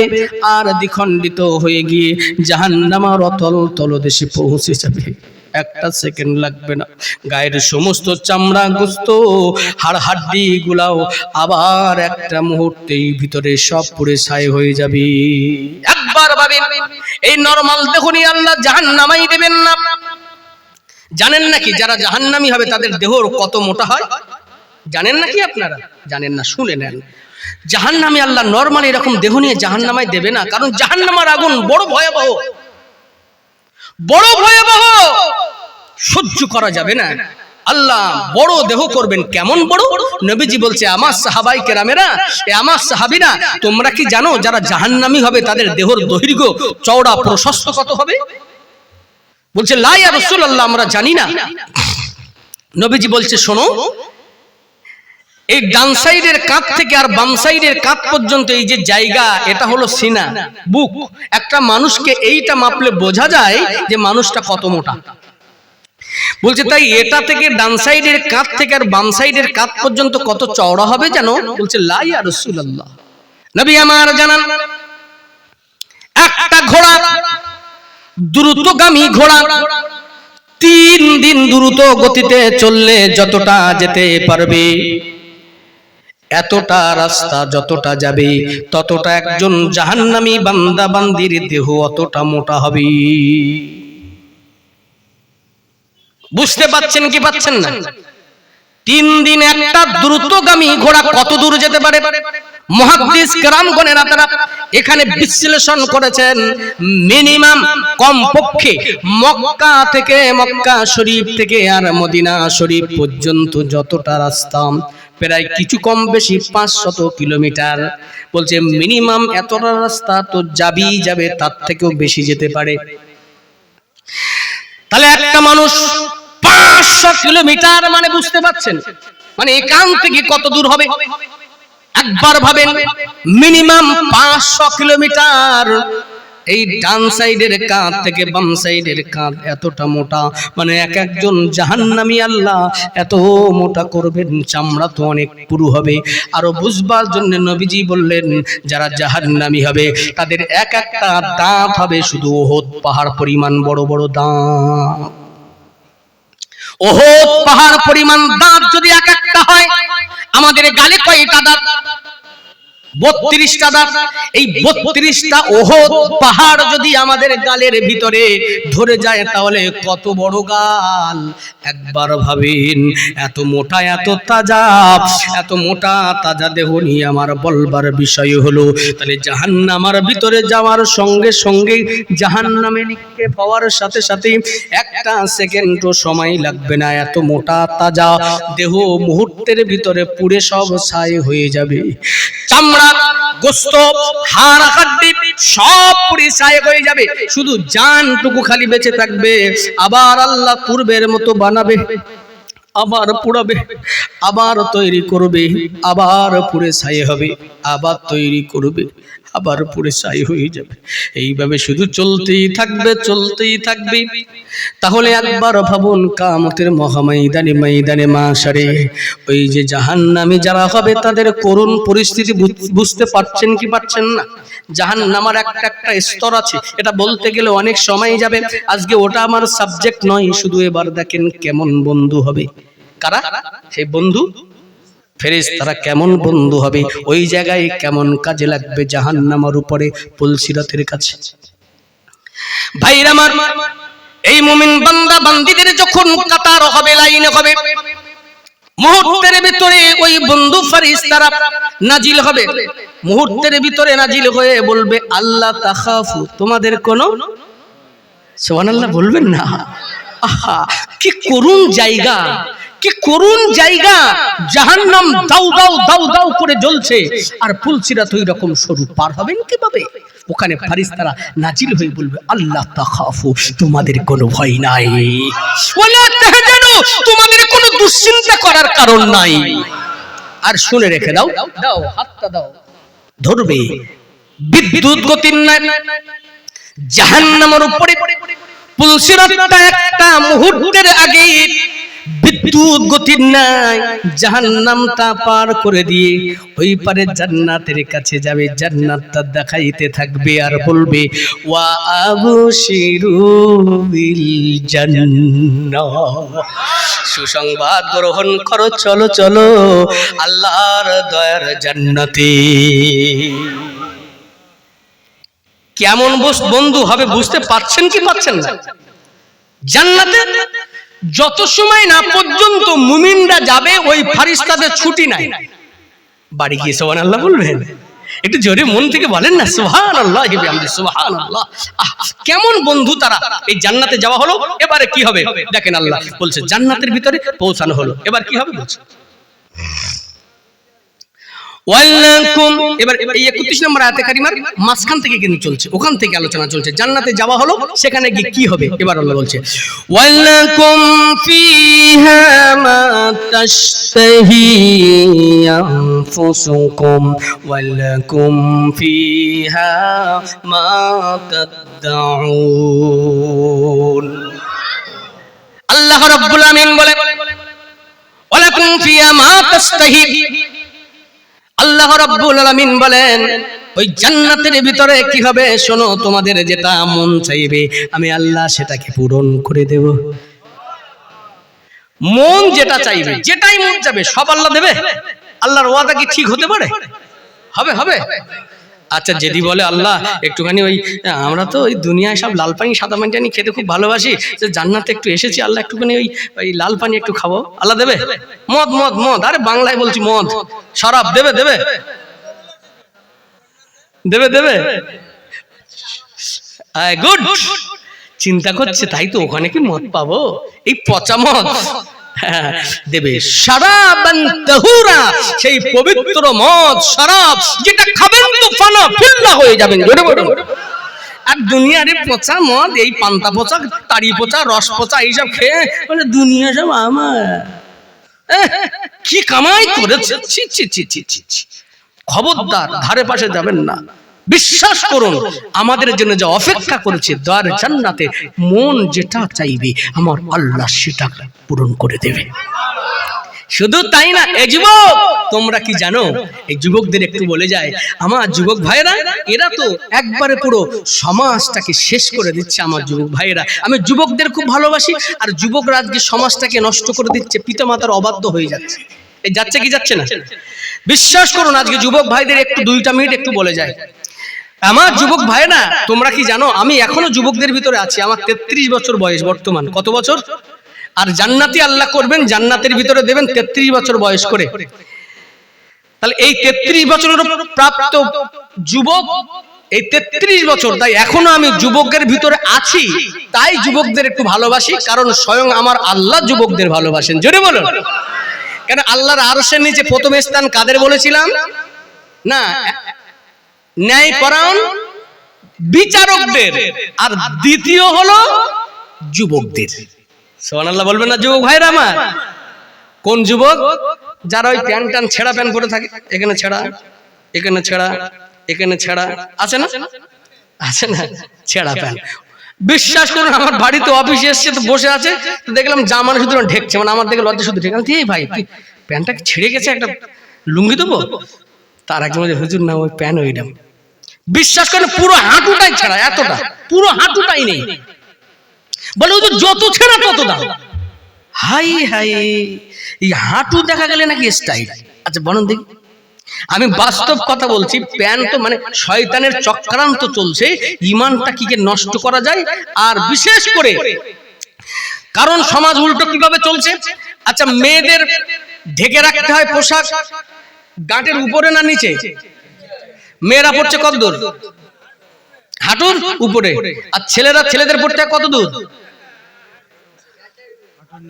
হাঁটুর নিচে গাঁটের উপরে, আর মেয়েদের গাঁটের নিচে। কিন্তু মেয়েরা পড়ছে হাঁটুর আর ছেলেরা পড়ছে গাঁটের। তাহলে উল্টো হচ্ছে না, হয় না? মানে বুঝতে পারছেন চক্রান্ত? আচ্ছা পুরুষদের ঢেকে রাখতে হয় কোথা থেকে? নাভি থেকে নিয়ে। কোথা থেকে? এই দেখেন আমি পরে আছি কত দূর? নাভির উপরে না? এই দেখেন পায়জামার দড়ি আছে নাভির উপরে, আছে না? এটা হলো ফরজ, নাভির উপর থেকে হাঁটুর নিচে পর্যন্ত। নামাজ পড়ছি কয়েকদিন আগে জুমার মসজিদে, আমি রাত জাগা তো শরীর একটু দেরি হয়ে গেছে, তো মসজিদের ভিতরে 3য় নাম্বার কাতারে জায়গা পেয়েছি, একটু দেরি হয়ে গেছে। তো এক যুবক ভাই আমার সামনে নামাজ পড়তে, সুন্নত পড়ছে। তো আমি সালাম ফিরিয়ে সবে বসেছি, তসবিহ পড়ছি, আঙুল গুনছি। তো একটা ভাই, যুবক ভাই সেজদায় গেছে। মানে প্যান্টের কি অবস্থা, মানে শয়তানের চক্রান্ত প্যান্টটা তৈরি করেছে এমন ভাবে সেলাই করা, যত টানে নাভির উপরে উঠবে না। উঠবে কি? একদম এই পর্যন্ত, কোন রকমের পেটের নিচে, কোন রকমে নাভির উপরে কোনো জিন্স প্যান্ট উঠবে না। ওটা কি কোনো প্যান্ট উঠবে না, এমন চক্রান্ত না। তুই ফরজ আদায় করবি কেন? তুই প্যান্ট পরবি তো পর, একদম এই কোমর পর্যন্ত কোনো রকমের ঢেকে থাকে, কোনো রকম। সেজদায় গেছে, এমনি দাঁড়িয়ে থাকলে তো একটা ব্যাপার থাকে, আর যেই সেজদায় গেছে আর পিছন দিকে গেঞ্জি তো উঠে গেছে, আর এদিকে কি হয়েছে সে আর মাইকে বলা যাবে না, আর মাইকে বলা যাবে। কি ঘটনা যে ঘটেছে মসজিদের ভিতরে, বিশ্বাস করুন আমি তো অবাক হয়ে গেছি। আমি ডেকে বললাম, ভাই তা তুমি জিন্স প্যান্ট? বলে হুজুর সে আর বলবেন না, আমার কোনো প্যান্ট নেই, এই জিন্স প্যান্ট, সব কাজ করি দর্জির কাজ। আচ্ছা বলেন, হ্যাঁ প্যান্ট তুমি পরো না, তোমার পরতে হয় তো পরো। তুমি তৈরি করে গাঁটের উপরে পরো, নাভির উপরে তৈরি করে প্যান্ট পরা যায় না? আর পায়জামা যেটা আমরা পরি এটা পাতলা, ওটা একটু মোটা, কিন্তু ওই যে স্টাইল ও পরলে কি বসে পেশাব করা যায়? ও তো দাঁড়িয়ে কাজ সারতে হয়, এ কথা ঠিক কি না? ও তো ভালো মতো বসা যায় না, পেশাবও ক্লিয়ার হয় না, ও দুদিন পরে পাথুরে রোগ হবে, বিশ্বাস করুন। ওর পেশাবের থলিতে পাথর পড়বে, ক্লিয়ার করতে হবে পেশাবটা। ভাইরা আমার, আমার যুবক ভাইরা, আমি তাই মাঝে একটু বলে গেলাম, তোমরাই পারো, তোমাদের জন্য অনেক, তোমাদের বাবা মায়ের অনেক আশা আছে জানো। যুবক ভাইরা, তোমরা আজকে এই মোবাইলে কি খেলা বলে, পাবজি, আর কি আছে, ফ্রি ফায়ার, পাবজি, এইরকম কত রকম গেম আছে। তারপরে আবার এখন অনলাইনে আবার সবাই ওই টাকা দিয়ে আবার নাকি ওই গেম, টাকা দিলে শুধু 24 ঘন্টা নাকি মোবাইল নেই করে। মোবাইল কথা কেন 24 ঘন্টা মোবাইল নেই করে? তো কথা বলছে, হ্যাঁ হ্যাঁ হ্যাঁ হ্যাঁ শুনছি, কিন্তু ওর ধ্যান কোথায়? পুরো মোবাইলে। বাপ ডাকছে বলে যাচ্ছি, মা বলছে বলে যাচ্ছি, খেয়াল নাই। ও যুবক ভাইরা, তোমরা কি জানো তোমাদের জন্য অনেক স্বপ্ন তোমার বাবা মায়ের, তোমরা আজ বুঝবে না, তোমরা যেদিন বাবা হবে তোমরা সেদিন জানবে। তোমাদের এই সময়টাকে নষ্ট করো না, তোমাদের জন্য অপেক্ষা করছে আগামী ভবিষ্যৎ, তোমাদের জন্য অপেক্ষা করছে। তোমরা এক একটা দেশের ইঞ্জিনিয়ার হতে পারো, এক একটা মাস্টার, ডাক্তার, পুলিশ অফিসার, একজন হাফেজ, একজন আলেম তুমি হতে পারো, একজন তুমি ব্যারিস্টার হতে পারো, একজন তুমি এই সমাজের একজন বড় এমএলএ হতে পারো, এমপি হতে পারো। তোমার শিক্ষাগত যোগ্যতা অর্জন করতে হবে। অতএব তাই যুবক ভাইরা, তোমরা এই বিপথে চলো না। তোমাদের জন্য অনেক স্বপ্ন, তোমাদের এই আশাগুলো পূরণ করছে হয়তোবা মোবাইল তোমাদেরকে কিনে দিয়েছে তোমার আব্বা। জানো কত কষ্ট করে তোমাদের এই মোবাইলগুলো কিনে দিয়েছে, দিন মজুরি খেটে, রিক্সা চালিয়ে, চায়ের দোকান চালিয়ে, সবজির ব্যবসা করে, মাঠে খাটাখাটনি করে তুমি বলেছো স্কুলে পড়লে মোবাইল লাগে, তাই তোমার আব্বা সরল সাদা মানুষ তোমাকে টাকা দিয়েছে, তুমি 5G মোবাইল কিনে তুমি চালাচ্ছ। আর রাতের অন্ধকারে তুমি মেসেঞ্জারে কি কাটাং করে রাত 12টার সময় মেসেঞ্জারে কল, ওদিক থেকে কি হলো না, ওদিক থেকে লিখলো হাই, এদিক থেকে বলছে হ্যালো, ওদিক থেকে বলছে বলো। এ হচ্ছে না, হয় না গো? এই মিছে দুনিয়ায় মিছে প্রেমের তুমি ঘুরছো, এই মিছে প্রেম। ফোনে বলে সোনা তুমি খেয়েছো? বলছে না আমি খাইনি। তুমি খেয়েছো? বলে না। বলে তুমি খাও তারপর আমি খাবো। কিন্তু ও বুড়ো শয়তান খেয়ে কিন্তু শুয়েছে, ও খেয়ে শুয়েছে, মেয়ের কাছে মিথ্যা কথা বলছে। বিশ্বাস করুন, কষ্ট পাচ্ছেন আপনারা? আমি বাস্তব কথা আপনাদেরকে বলছি। এই হোয়াটসঅ্যাপ, মেসেঞ্জার, ফেসবুকে গিয়ে এমন অবস্থা, যুবক ভাইদের মাথার ব্রেনটা নষ্ট হয়ে যাচ্ছে। 24 ঘন্টা তো চ্যাটের ভিতরে আছে, চ্যাট। আপনারা বুঝবে না বাবা, যে আপনারা জানেন না এসব, আমার যুবক ভাইরা ভালো বুঝতে পারছে। জায়গা মতো যাচ্ছে ওদের, ঠিক জায়গা মতন যাচ্ছে ওদের। 24 ঘন্টা ফটাস ফটাস ফটাস ফটাস ফটাস ফটাস, আঙুল ব্যথা হয় না লিখতে দিয়ে। ও যুবক ভাইরা, তোমরা জানো তোমাদের বাবা মা ছোট্ট থেকে কত মানুষ করেছে তোমাদের অনেক স্বপ্ন নিয়ে। আমি বাস্তব কথা বলছি। রিসেন্ট আমি আসামে গেছিলাম, তুই আসামের একজন স্কুল মাস্টার আমার পাশে বসে খানা খাচ্ছি, অঝর নয়নে কাঁদছে। বললাম বাবজি আপনি কাঁদছেন কেন? বলে হুজুর আমার মনে দুঃখ কষ্ট কারো কাছে বলতে পারি না, আল্লাহর কাছে বলি। বলে কি? আমি বললাম কি হয়েছে? বলে হুজুর আমার এই বড় ছেলে কি নাই, একে আমি মাদ্রাসায় দিয়েছিলাম, 5-7 বার হাফেজ হয়েছে, তারপরে আর পড়ে নাই। স্কুলে দিয়েছিলাম, পাস করেছে, বিএ পাস করেছে, ব্যবসার লাইন দোকান তৈরি করে দিয়েছি, 4 চাকা গাড়ি কিনে দিয়েছি, ব্যবসা বাণিজ্য কিছু শোনে না। 24 ঘন্টা কানের ভিতরে সেই ছোট ছোট কি দেয় না, ব্লুটুথ কানের ভিতরে 24 ঘন্টা হুজুর দিয়ে, আর কোনো ধ্যান নাই, জ্ঞান নাই। রাত 12টা 1টা 2টো উঠছে, গাড়ি স্টার্ট দিচ্ছে, কোথায় বেরিয়ে যাচ্ছে কিছু জানি না। বলে হুজুর আমার অবাধ্য হয়ে গেছে, আমি আর পারছি না, হুজুর একটু দোয়া করেন। একটা বাবার, এক অসহায় বাবার কান্না জানেন কখন বার হয়? তুমি জানো ছোট্টবেলা তুমি যখন তোমার বাবার সঙ্গে ঈদগার ময়দানে টুকটুক করে তোমার পায়ে দুপা এক পা করে তুমি যখন হাঁটতে, তোমার সমস্ত ইচ্ছা পূরণ করেছিল ওই বাবা। তুমি জানো তোমাকে ইচ্ছা পূরণ করার জন্য দোকান থেকে প্রতি বছর ঈদের সময় নতুন জামা জুতো গেঞ্জিটা তোমার পরিয়ে দিয়েছে। ওই অসহায় বাবার দিকে একবার পায়ের দিকে তাকিয়ে দেখেছিলে কোনোদিন? সেই চপ্পল, হাওয়াই স্যান্ডেল চপ্পলটা কতবার ফিতা পাল্টানো বাবার? বাবা পারে না একটা জুতা কিনতে? পারে, কিন্তু না কিনে না আমার সন্তানটা সুখী থাকুক। বিশ্বাস করুন, একজন অসহায় বাবার কান্না, অবাধ্য যারা হয়ে যায় তাদের বাবার কাছে গিয়ে শুনে দেখবেন, অবাধ্য সন্তান যারা হয়ে যায়, তোমার জন্য তোমার বাবা খাটাখাটুনি করে অর্থ সঞ্চয় করে শুধু রেখে যায় 1 বিঘা 2 বিঘা জমি, আমার সন্তানদের যেন কষ্ট না হয়। নিজে নিজে কিন্তু ঠিক মতো যেটা ইচ্ছা হয় সেটা কিনে খায় না, সন্তানদের জন্য সেটা ব্যাংক ব্যালেন্স করে সেটা রেখে দেয়। তাই আপনাদের বলছি যুবক ভাইয়েরা, বাবা মায়ের কথা শুনুন। বিশ্বাস করুন আমার আল্লাহ যেখানে নিজের কথা বলেছেন, পরক্ষণে আমার আল্লাহ বলছে তোমাদের পিতা মাতার প্রতি ইহসান করো। তোমার পিতা মাতার একটা উহু আহা শব্দ যেন না বার হয়। তোমার বাবা মার কথাগুলো চাওয়ার আগে তোমরা পূরণ করে দাও। যদি বলুন না সুবহানাল্লাহ। তাই বলে যায় যুবক ভাইয়েরা, তোমরা বিপদে চলো না। তুমি ইহকালে তোমার সম্পদের প্রয়োজন, তোমার সম্মানের প্রয়োজন, আমি বলে যাচ্ছি তোমার বাবা মায়ের কথা মতো বাধ্য হয়ে চলো। ইহকাল পরকালে কামিয়াবি করবেন কে? সম্মানে সম্মানিত করবেন কে? আমার আল্লাহ সম্মানে সম্মানিত করবেন ইনশাআল্লাহ। ভাইরা আমার, তাই একটুখানি আপনাদেরকে এই কথাগুলো বলে নিলাম। কষ্ট পাননি তো আপনারা? এবার আসেন দেখেন কোন জান্নাতের, যে জান্নাতের কথা বলছিলাম, এই জান্নাতের ভিতরে গিয়ে বলছে ওয়ালাকুম ফিহা মা তাশতাহি আনফুসুকুম ওয়ালাকুম ফিহা মা তাদউন। এবং জান্নাতের ভিতরে গিয়ে যেটা তোমাদের মন চাইবে সেটা তো পাবে, আর তোমরা যেটা দাবি করবে আমি আল্লাহ সেটাকেও পূরণ করে দেব। জোরে বলুন। যেটা দাবি করবে সেটা পূরণ হবে, যেটা মনে করবে। তাহলে মন চাওয়া দাবি দুটো কি সমান?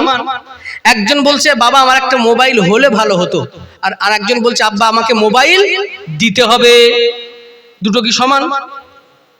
একটা হলো হলে ভালো হতো, এটা মন চাওয়া, আর একটা হলো দিতে হবে। আল্লাহ বলছে তোমাদের মন যেটা চাইবে এবং যেটা দাবি করবে আমি আল্লাহ দুটোকেই পূরণ করে দেব। একবার জোরে বলুন না সুবহানাল্লাহ।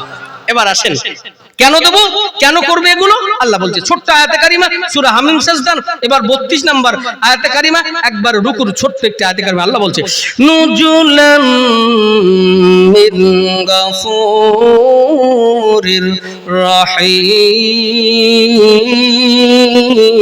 আল্লাহু আকবার বলেন।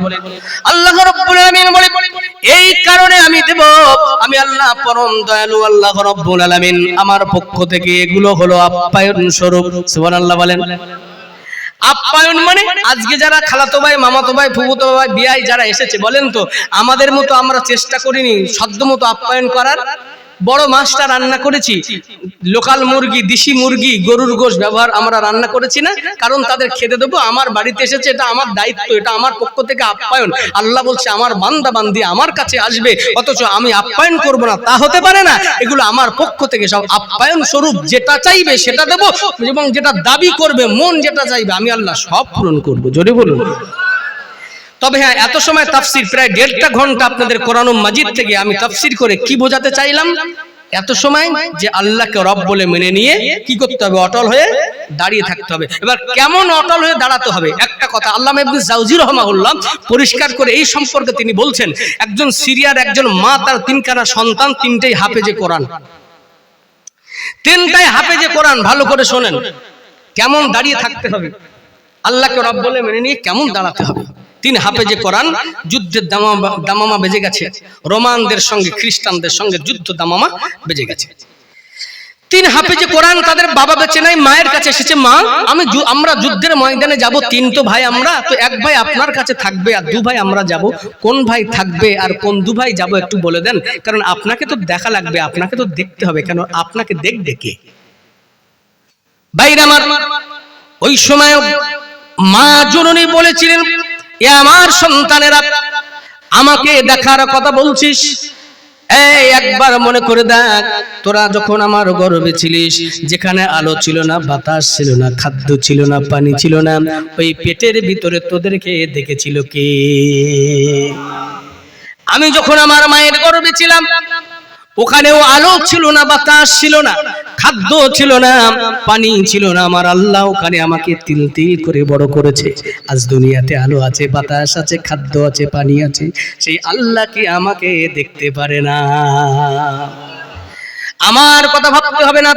চাফি সাবিলিল্লাহ, আল্লাহর রাস্তায় চলে যাম। ওই সময় তিন হাফেজে কোরআন মায়ের কাছ থেকে বিদায় নিয়ে দোয়াচে যুদ্ধের ময়দানে চলে গেল। যুদ্ধের ময়দানে গিয়ে তারা তাকবীর দিল, নারা দিল, নারায়ে তাকবীর। এই তাকবীর হবে নাকি? নারায়ে তাকবীর। আবার তাকবীর দিল তিনবার, নারায়ে তাকবীর। এই তাকবীরের ধ্বনি পেয়ে রোমান সৈন্যরা সকলে থমকে গেল, চমকে গেল। আর এই সুযোগে তিন হাফেজে কোরআন ঝাঁপিয়ে পড়ে লাঙ্গা তরবারি দিয়ে সামনে যাদেরকে পেল একেবারে কচু কাটা করে দিল।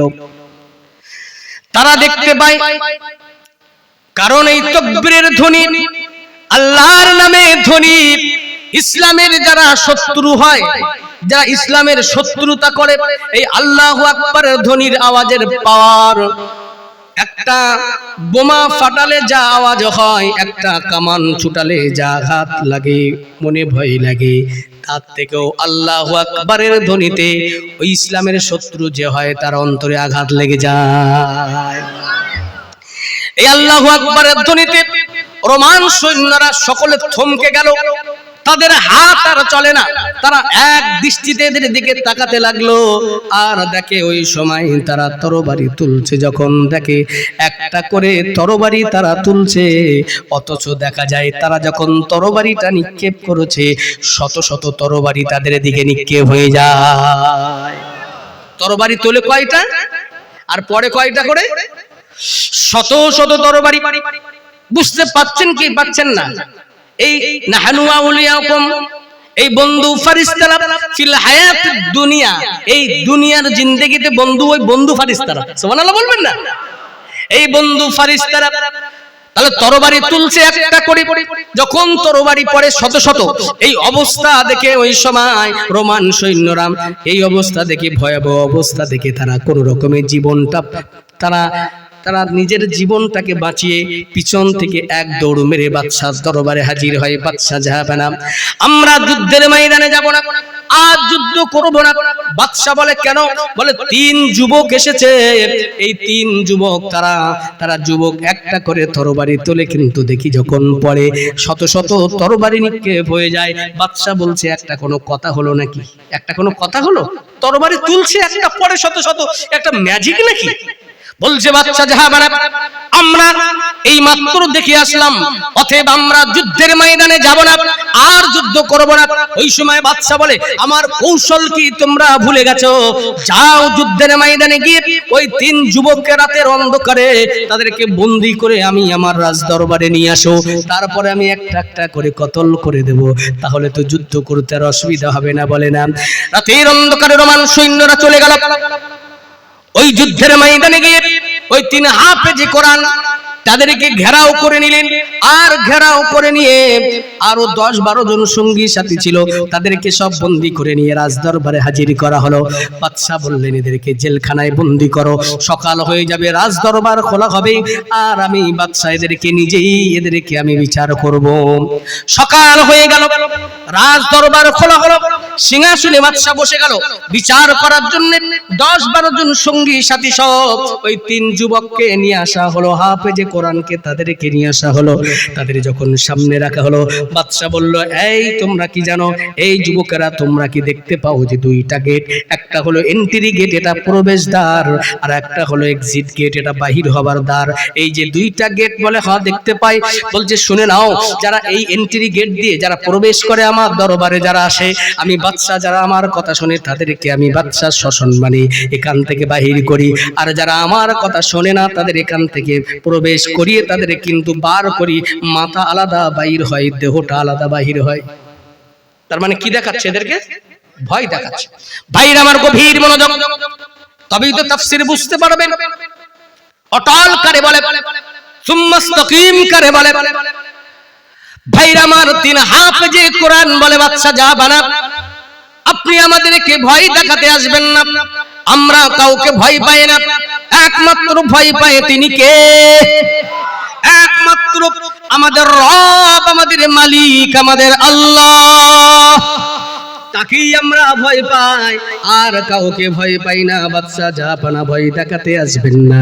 ওই সময় বাদশা বলে, শুনে রেখে দাও, তোমাদেরকে এখানে এনেছি ভয় দেখানোর জন্য নয়, তোমাদেরকে একটা কথা পরিষ্কার করে শুনে রেখে দাও, তোমরা যদি আমার কথা মেনে নিতে পারো তাহলে তোমাদেরকে জিন্দা ছাড়া হবে, আর তা না হলে তোমাদেরকে একটা একটা করে কতল করা হবে। বলছে কি কথা? বলছে তোমরা যদি তোমাদের অন্তর থেকে কলেমাটা ছেড়ে দিতে পারো, ঈমানটা ছেড়ে দিতে পারো, ইসলামটা পরিত্যাগ করতে পারো, যদি ইসলাম ঈমানটা ছেড়ে দিতে পারো, আমি বাদশা তোমাদেরকে জানিয়ে দিলাম এখান থেকে সসম্মানে বাহির করে দেওয়া হবে।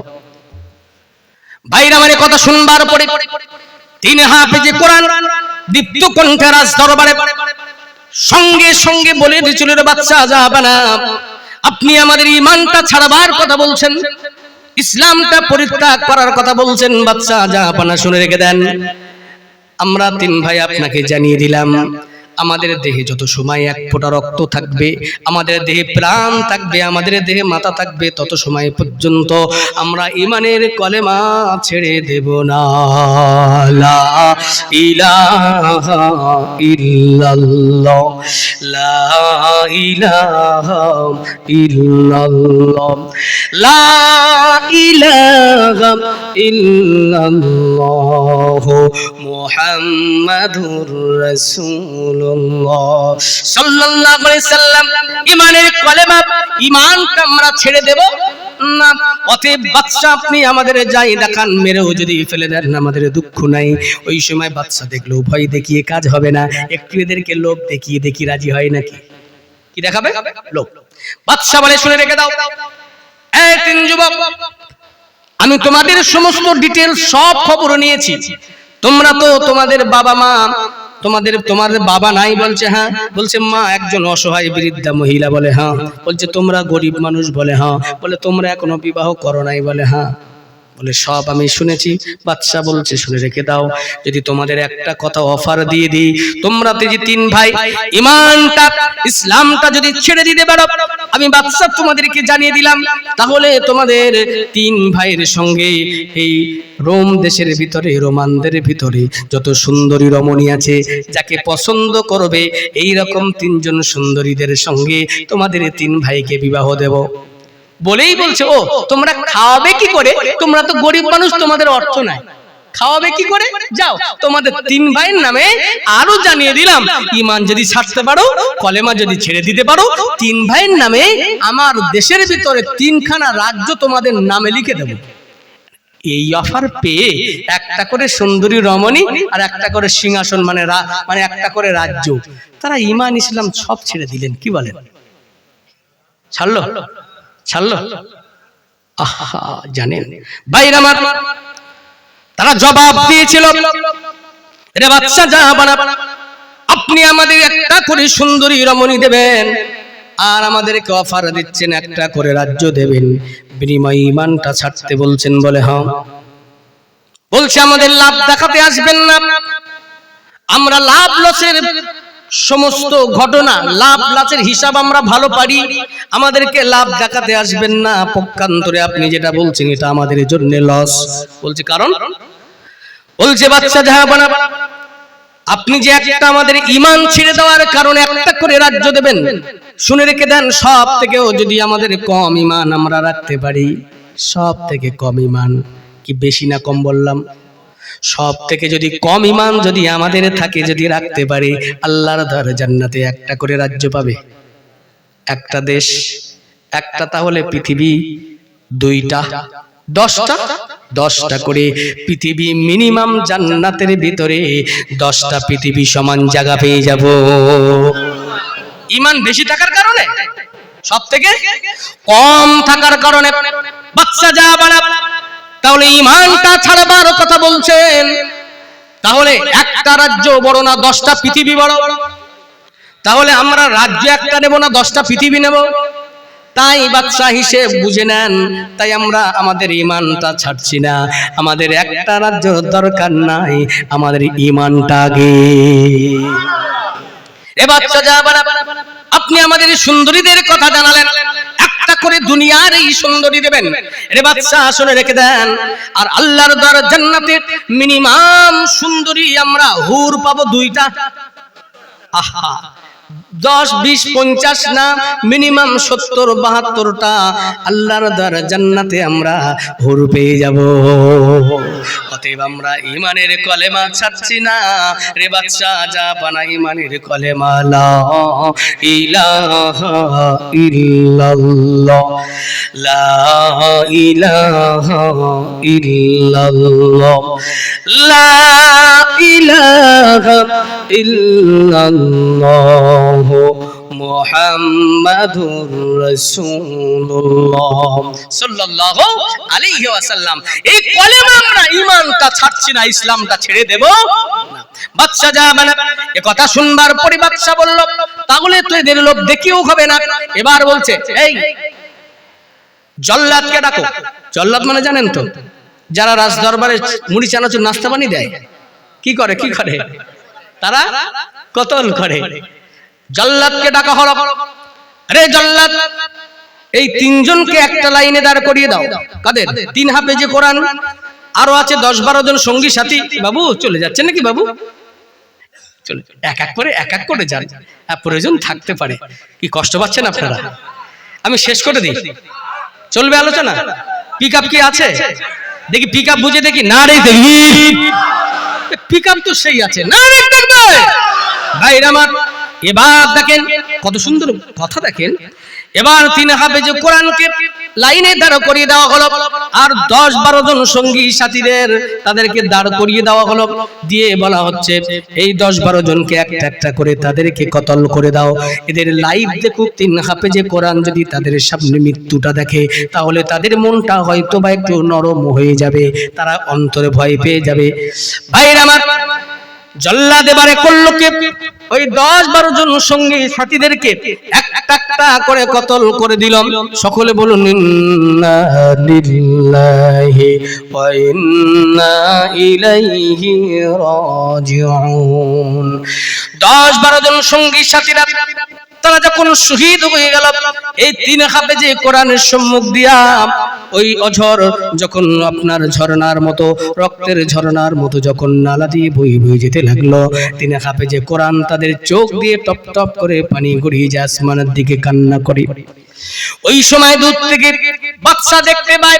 বাদশা দেখে বলে, এ যুবকেরা, এই তো তোমরা কান্না করো, এই তো তোমরা ভয় পেয়ে গেছো, এবার বুঝি তোমরা ঈমানটা ছেড়ে দেবে, ইসলামটা পরিত্যাগ করবে, তোমরা কান্না করছো।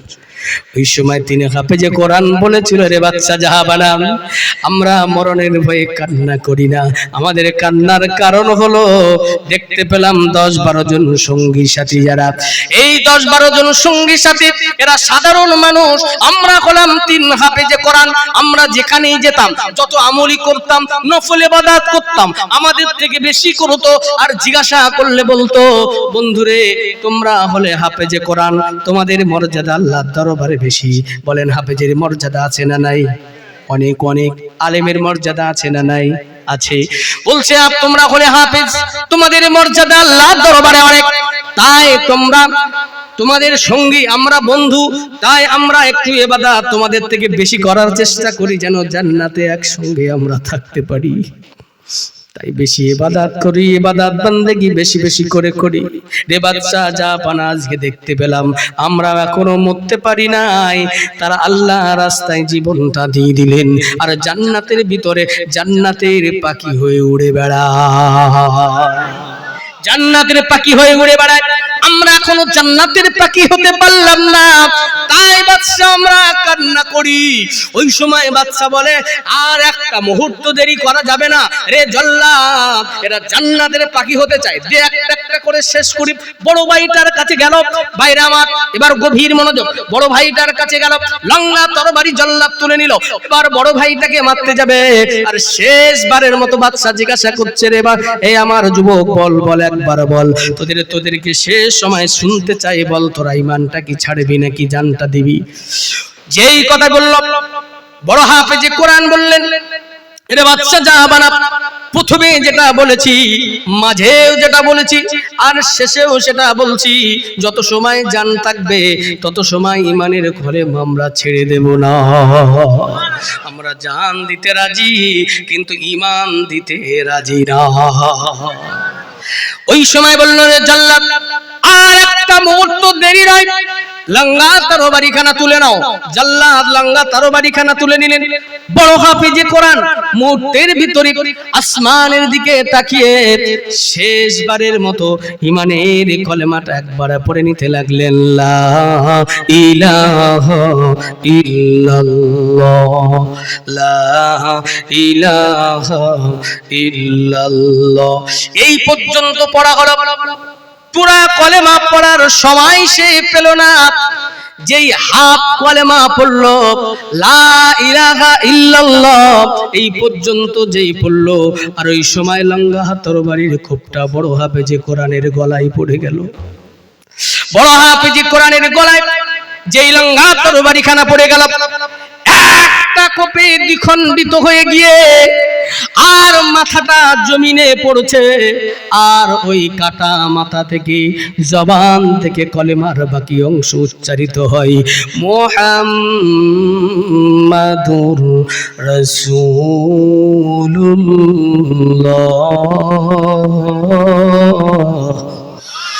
সাল্লাল্লাহু আলাইহি সাল্লাম। ওই কাটা মাথা থেকে যখন কলেমার বাকি অংশ মুহাম্মাদুর রাসূলুল্লাহ সাল্লাল্লাহু আলাইহি ওয়াসাল্লাম যখন জারি হতে লাগলো, ওই সময় লঙ্গা তরবারিটা জল্লাদের হাত থেকে জমিনের উপরে পড়ে গেল। কাটা মাথা কথা বলতে পারে নাকি? ঈমান কলেমা যদি মিথ্যা হবে, ইসলাম যদি মিথ্যা হবে, কলেমা যদি মিথ্যা হবে, তাহলে কাটা মাথা থেকে কিভাবে কলেমার বাকি অংশ উচ্চারণ হয়? এ কথা মনে ভয় পেয়ে গেল।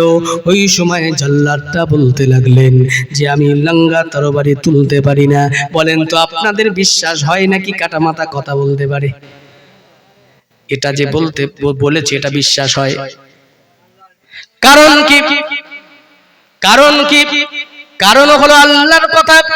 আল্লাহ বলছে, ওয়ালা তাকুলু লিমান ইউকতালু ফি সাবিলিল্লাহি আমওয়াত বাল আহইয়াউ ওয়ালাকিন লা তাশউরুন।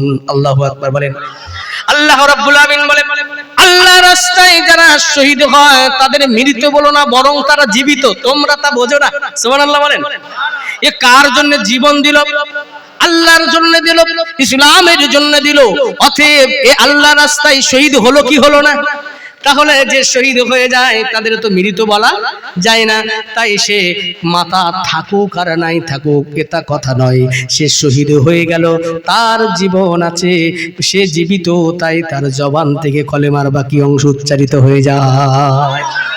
ভাইরা আমার, যেই লঙ্গা তরবারিটা হাফেজে কোরআনের তরবারিটা চালানোর উপরে লঙ্গা তরবারিটা পড়ে গেল, জল্লাদ থরথর করে কাঁপতে লাগলো। পিছন থেকে বাদশা বলে, রে জল্লাদ তুই কারে ডরাস, কারে ভয় পাস? তরবারি তোল, এখনো বাকি আছে কয়টা? দুই ভাই এখনো বাকি। কারে ডরাস, কারে ভয় পাস? আমি বাদশা এখানে আছি। ওই সময় জল্লাদ তরবারি তুলতে পারে না, টক টক টক টক করে কাঁপে।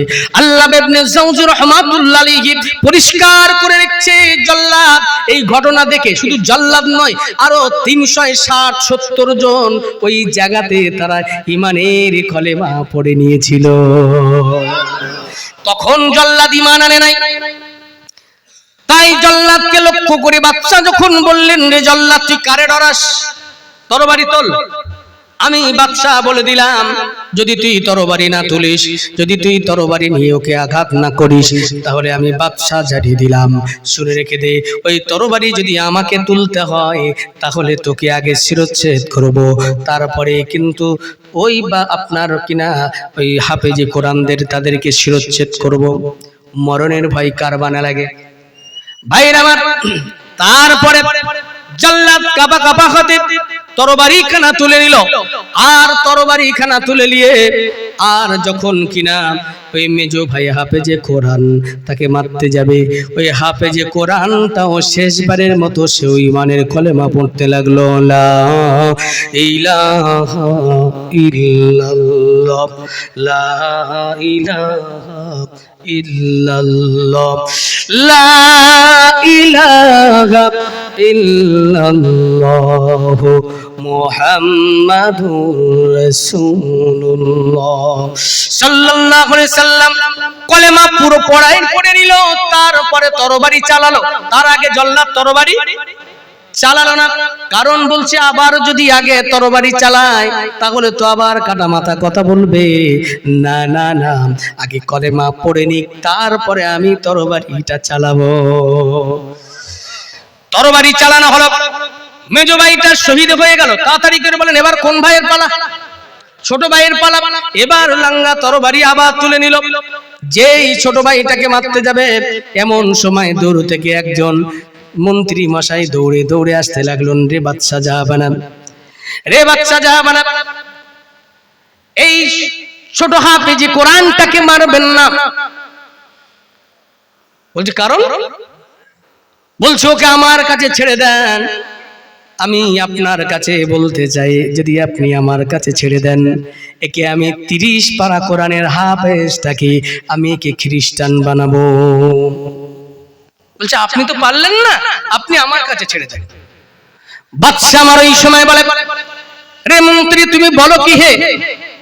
আমি বাদশা অনেক চেষ্টা করলাম, এদের মরণের ভয় দেখালাম, তারা ভয় পেল না। অর্থ সম্পদের লোভ দেখালাম, তারা সেটাও গ্রহণ করলো না। এরা সব কিছু করতে পারে, ঈমান ছাড়বে না।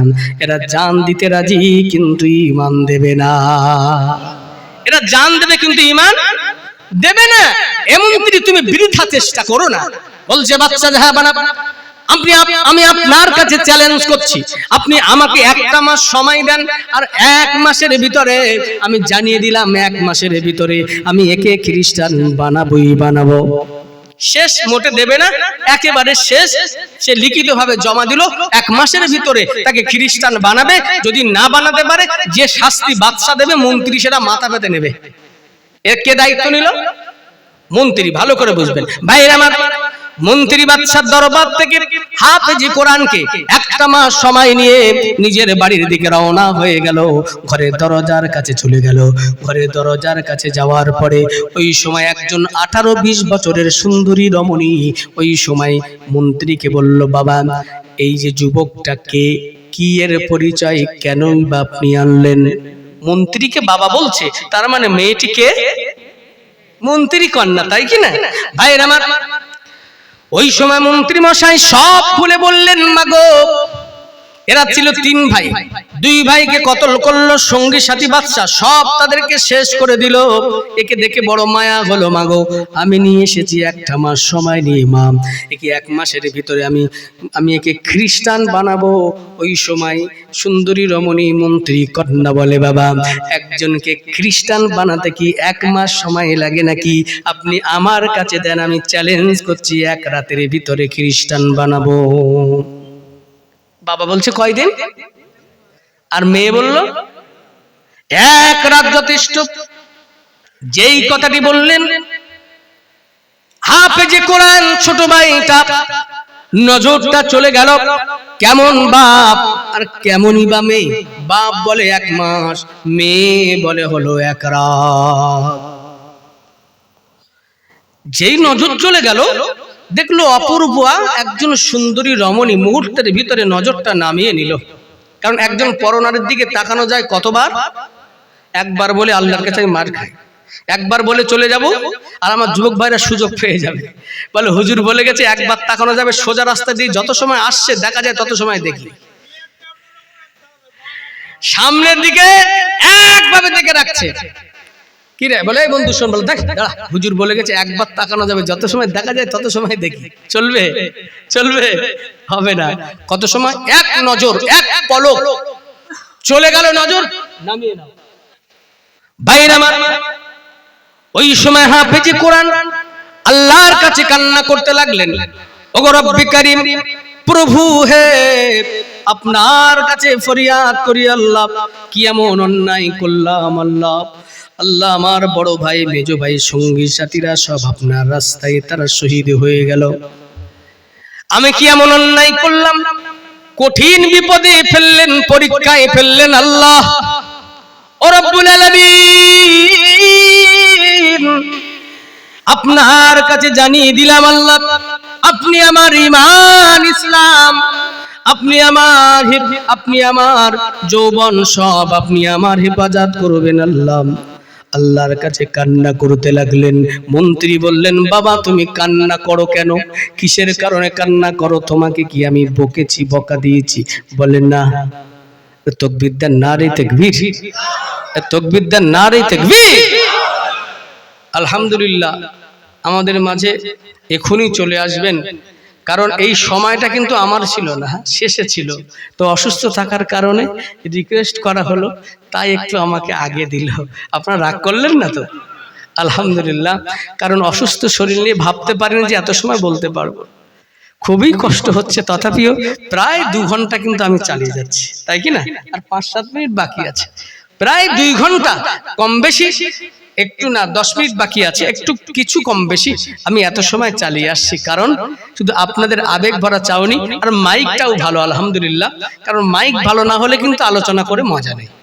তো প্রথমে একটু ডিস্টার্ব ছিল, মানে এক একজনের সেটিং এক এক রকম, ভাইকে বললাম সেইভাবে সেটিং করে দিল, খুব সুন্দর আলোচনা। ভালো লাগছে না? সাউন্ড ভালো লাগছে না? আলহামদুলিল্লাহ, খুব তীব্র নয়, মোটামুটি কথাগুলো বোঝা যাচ্ছে। আলোচনা হুজুর আসার আগ পর্যন্ত কি আলোচনা চলবে ইনশাআল্লাহ? পিকআপ কি হাই আছে নাকি লো হয়ে গেছে? দেখি না রে দেখবে, কিন্তু মনে হচ্ছে একেবারে সন্ধ্যাবেলা।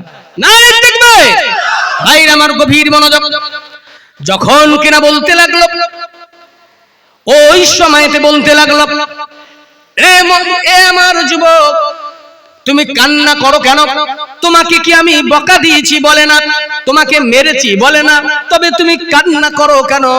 ওই সময় ছোট হাফেজে কোরআন মন্ত্রীর কাছে ওখানে দাঁড়িয়ে দাঁড়িয়ে বলেছিলেন, মন্ত্রী সাহেব আপনি শুনে রেখে দেন, মন্ত্রী মশাই, আমি কান্না করি আমার রবের দরবারে আমার ঈমান, আমার ইসলাম, আমার যৌবন নিয়ে আল্লাহর কাছে শপথ করে দিলাম। কারণ হলো আমার আল্লাহ পারেন ঈমানটা বাঁচাতে, ইসলামটা বাঁচাতে পারেন কে? আমি কঠিন মুসিবতে আল্লাহর শরণাপন্ন হয়ে গেলাম। ওই সময় মন্ত্রী বলে, রে যুবক তুমি ঘরের ভিতরে চলো, আমার ঘরের ভিতরে এই যে ঘরটা দেখতে পাও সব থেকে উন্নত মানের ঘর, আমার এই ঘরটা দেখতে পাও সব থেকে ভালো ঘর, এই ঘরের ভিতরে তুমি থাকবে। আর যেটা প্রয়োজন, কারণ আমি তো সব সময় থাকবো না, আমি মন্ত্রী মানুষ, কখনো বা রাজ দরবারে যেতে হয়, কখনো রাজ্যের বিভিন্ন জায়গায় প্রান্তে যেতে হয়, সব সময় বাড়ি থাকতে পারি না। যেটা প্রয়োজন সেটা তুমি আমার কন্যার কাছে বলবে, আমার মেয়ের কাছে বলবে। ভাইরা আমার, একথা যখনই বললেন, ঘরের ভিতরে চলে গেল। ঘরের ভিতরে যাওয়ার পরে আর ঘরের ভিতরে দরজা লাগিয়ে দিয়ে আল্লাহর কাছে আবার কান্না করে, সিজদায় পড়ে কান্না করে। সন্ধ্যা হয়ে যায়। সন্ধ্যা হয়ে যাওয়ার পরে রাত গভীর হয়ে যায়। আর যখন রাত গভীর হয়ে যায়, রাত গভীর হয়ে যাওয়ার পরেতে দেখতে পাওয়া যায় রাত গভীর হয়ে যায়। রাত গভীর হয়ে যাওয়ার পরে যখন দেখতে পেল ঘরের দরজা খুলবার আওয়াজ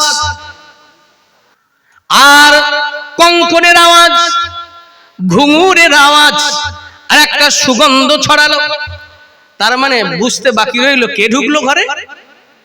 ঘরের দরজা খুলবার আওয়াজ হলো, সুগন্ধি ছড়ালো, কঙ্কনের মানে চুড়ির আওয়াজ, ঘুঙুরের আওয়াজ। ঘুঙুর মানে জানেন তো, এখন তো মেয়েরা ঘুঙুর ব্যবহার করে না, নুপুর ব্যবহার করে।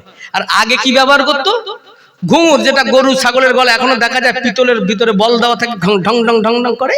তো আগেকার মেয়েরা ওই সমস্ত সব পড়তো পায়ে। যাই হোক, কারণ একটা সুন্দরী রমণী কাউকে প্রপোজ করতে গেলে, কারকে ইমপ্রেশন করতে গেলে, সে নর্মালি ভাবে যাবে, একটা সেজে গুজে যাবে। সেজে গুজে যাবে না কেন? আমার মা বোনেরা যখন বাড়ি থাকে পাগলির মতো থাকে। পাগলি মতো না? যদি বলে হাবিবা একটু সাজে, একটু সেজে গুজে থাকতে পারো না, তুমি দিয়েছোটা কি? আমি সাজবোটাকে তুমি দিয়েছো কি আমার? যদি বলে চলো একটুখানি চন্দ্রকোনায় যাবো, বিগ বাজারে যাবো, ও তখন এই বড় বাক্স হলে বসবে, এই বড় বাক্স, এই বড় বাক্স নিয়ে ফাউন্ডেশন মুখে। আপনারা জানবেন না বাবজি, মায়েরা জানেন। আবার যেন তেন কোম্পানি না, ল্যাকমি কোম্পানির ফাউন্ডেশন। এই মেকে নিল, চোখের পাতায় একরকম, এই পাপড়িতে একরকম, ভুরুতে একরকম, ঠোঁটে একরকম, এই চাবালিতে একরকম, এখানে আবার চোখের ভিতরে আই শ্যাডো বলে, আই শ্যাডো, সেখানে একরকম। আবার ছোট্ট লিপস্টিক, ল্যাকমি কোম্পানির দাম জানেন বাবু? 500 টাকা। এটা আমি একটুখানি লিপস্টিক, ল্যাকমি কোম্পানির লিপস্টিক 500 টাকা। আমি বলি কি দিয়ে তৈরি করেছে? 500 টাকা। ওই সব মেকে সব কমপ্লিট। বলে বউ একটু লাস্টে একটু তিল করে দিদিন, একটা ছোট্ট তিল, বলছে নজর তিল, লোকে নজর যেন না দেয়। আপনারা জানেন না, মেয়েরা বুঝতে পারছে। নজর তিল বলছে নজর যেন না লাগে, মানে দেখালে দোষ নেই, দেখলে দোষ। কথা বুঝতে পারছেন কি পারেন না? শোনেন, ওগো মা, ওগো বোন, তোমার সাজতে নিষেধ নাই, তুমি সাজো, রাস্তায় বার হয়ে নয়, ওই বাজারে গিয়ে নয়। তুমি কোথায় সাজবে, কখন সাজবে? শোনেন মায়েদের, কেন আমি 3টে পার্ট থাকে ওয়াজের। একটা হলো যুবক ভাইদের, সেটা কিছুটা বলে গেলাম, আর একটা বয়স্ক বাবাজিদের, সেটা চলছে, আর একটা মায়েদের একটা পার্ট। 3টে পার্টে ওয়াজ থাকে প্রত্যেক জায়গায়। তো মায়েদের একটু 2 মিনিট একটু বলে যায়, 1 মিনিট বলে যায়। মায়েদের এই 4টি কথা বলে যাচ্ছে। এই 4টি কথা যদি মায়েরা মেনে নিতে পারে, আল্লাহ রসুল বলছে, তাহলে জান্নাতের 8টা দরজা খোলা থাকবে। যে রাস্তা দিয়ে যেতে চাইবে, সে রাস্তা দিয়ে আল্লাহর দরজায় জান্নাতে যাবে। একবার জোরে বলুন না সুবহানাল্লাহ। আলহামদুলিল্লাহ, মুফতি সাহেব হুজুর আসছে, তাকবীর দেন, নারে তাকবীর, নারে তাকবীর, নারে তাকবীর। আলহামদুলিল্লাহ, হুজুরকে হায়াত কিসমত দারাজ করেন, জোরে বলেন আমিন। আল্লাহ হুজুরকে ইসলামের জন্য কবুল করেন, জোরে বলেন আমিন। কারণ হুজুরের সময়টা আমার জন্য দিয়েছে, তার জন্য শুকরিয়া আল্লাহর দরবারে। কারণ বিষয় হলো, আমি অত্যন্ত অসুস্থতার মাঝে একটু রিকোয়েস্ট করেছিলাম, হুজুর মেনে নিয়েছে। আচ্ছা বলি, ঘটনাটা মেন ব্যাপার না, আমি বলে নিই, একটু বলি। আমি অসুস্থ না থাকলে 3-4 ঘন্টা কোনো ব্যাপার নয়। আমি বলি, শোনেন, এটা ঘটনাটা মূল ফ্যাক্ট না। আমি এত সময় ধরে তাফসীর করলাম, সেগুলো মাথায় রাখেন। এটা আমি কি বোঝাতে চাইলাম, আমি এত সময় বলে সুম্মাস্তাকিম কারে বলে, সুম্মাস্তাকামু অটল কারে বলে, সেটা বলতে বলতে আল্লামা ইবনে জাওজি রাহমাতুল্লাহ আলাইহির একটা ঘটনা আপনাদের কাছে তুলে ধরলাম, যে অটল কারে বলে। আল্লাহকে রব বলে মেনে নিয়ে কেমন ভাবে দাঁড়িয়ে থাকতে হবে, যাই এসে যাক না কেন। শুধু মূলত মাথায় রাখুন, আমরা আল্লাহ ভোলা হয়ে যাব না, আমরা সব সময় শরণাপন্ন কার দরবারে হব? আল্লাহর দরবারে পিছপা হব না। তাই মূলত ঘটনার দিকে খেয়াল না করে তাফসীরের দিকে খেয়াল করুন। আমাকে রিকোয়েস্ট করতে হতো না, আমি বলে যেতাম। এটা এখনো অনেক সময় লাগবে, ভাবলাম বলতে পারবো, কিন্তু শারীরিক দুর্বলতার কারণে বুঝতে পাচ্ছেন কত ঘামছে। তো আমি পশ্চিম মেদিনীপুর প্রায় আসি, মনে করবেন হ্যাঁ, যে এটা খুব ঘটনাটা, এটা বলতে আর একটু সময় যাবে। আর শরীর সুস্থ থাকলে একবারও বলতে হতো না। এটা মূল ঘটনা কিছুই না, শুধু এইটুকু বুঝুন, অটল শেষ পর্যন্ত বড় ভাই জীবন দিল, সঙ্গী সাথীরা ইসলামের জন্য জীবন দিল, কিন্তু তারা ঈমান ছাড়লো, ইসলাম ত্যাগ করলো। এটার নাম হলো অটল, এটার নাম হলো সুম্মাস্তাকিম, এরই নাম হলো অচল। একবার জোরে বলুন না সুবহানাল্লাহ। বিদায় নিলাম, সকলে দোয়া করুন, আল্লাহ সবাইকে কবুল করেন। বিশেষ করে আমি সবাইকে বলবো, এখনো যারা অযথা ঘোরাফেরা করছেন, অযথা ঘোরাফেরা না করেই সকলে মাহফিলে চলে আসুন, উচ্চ আওয়াজে মহব্বতের সঙ্গে দুরূদ শরীফ আল্লাহ।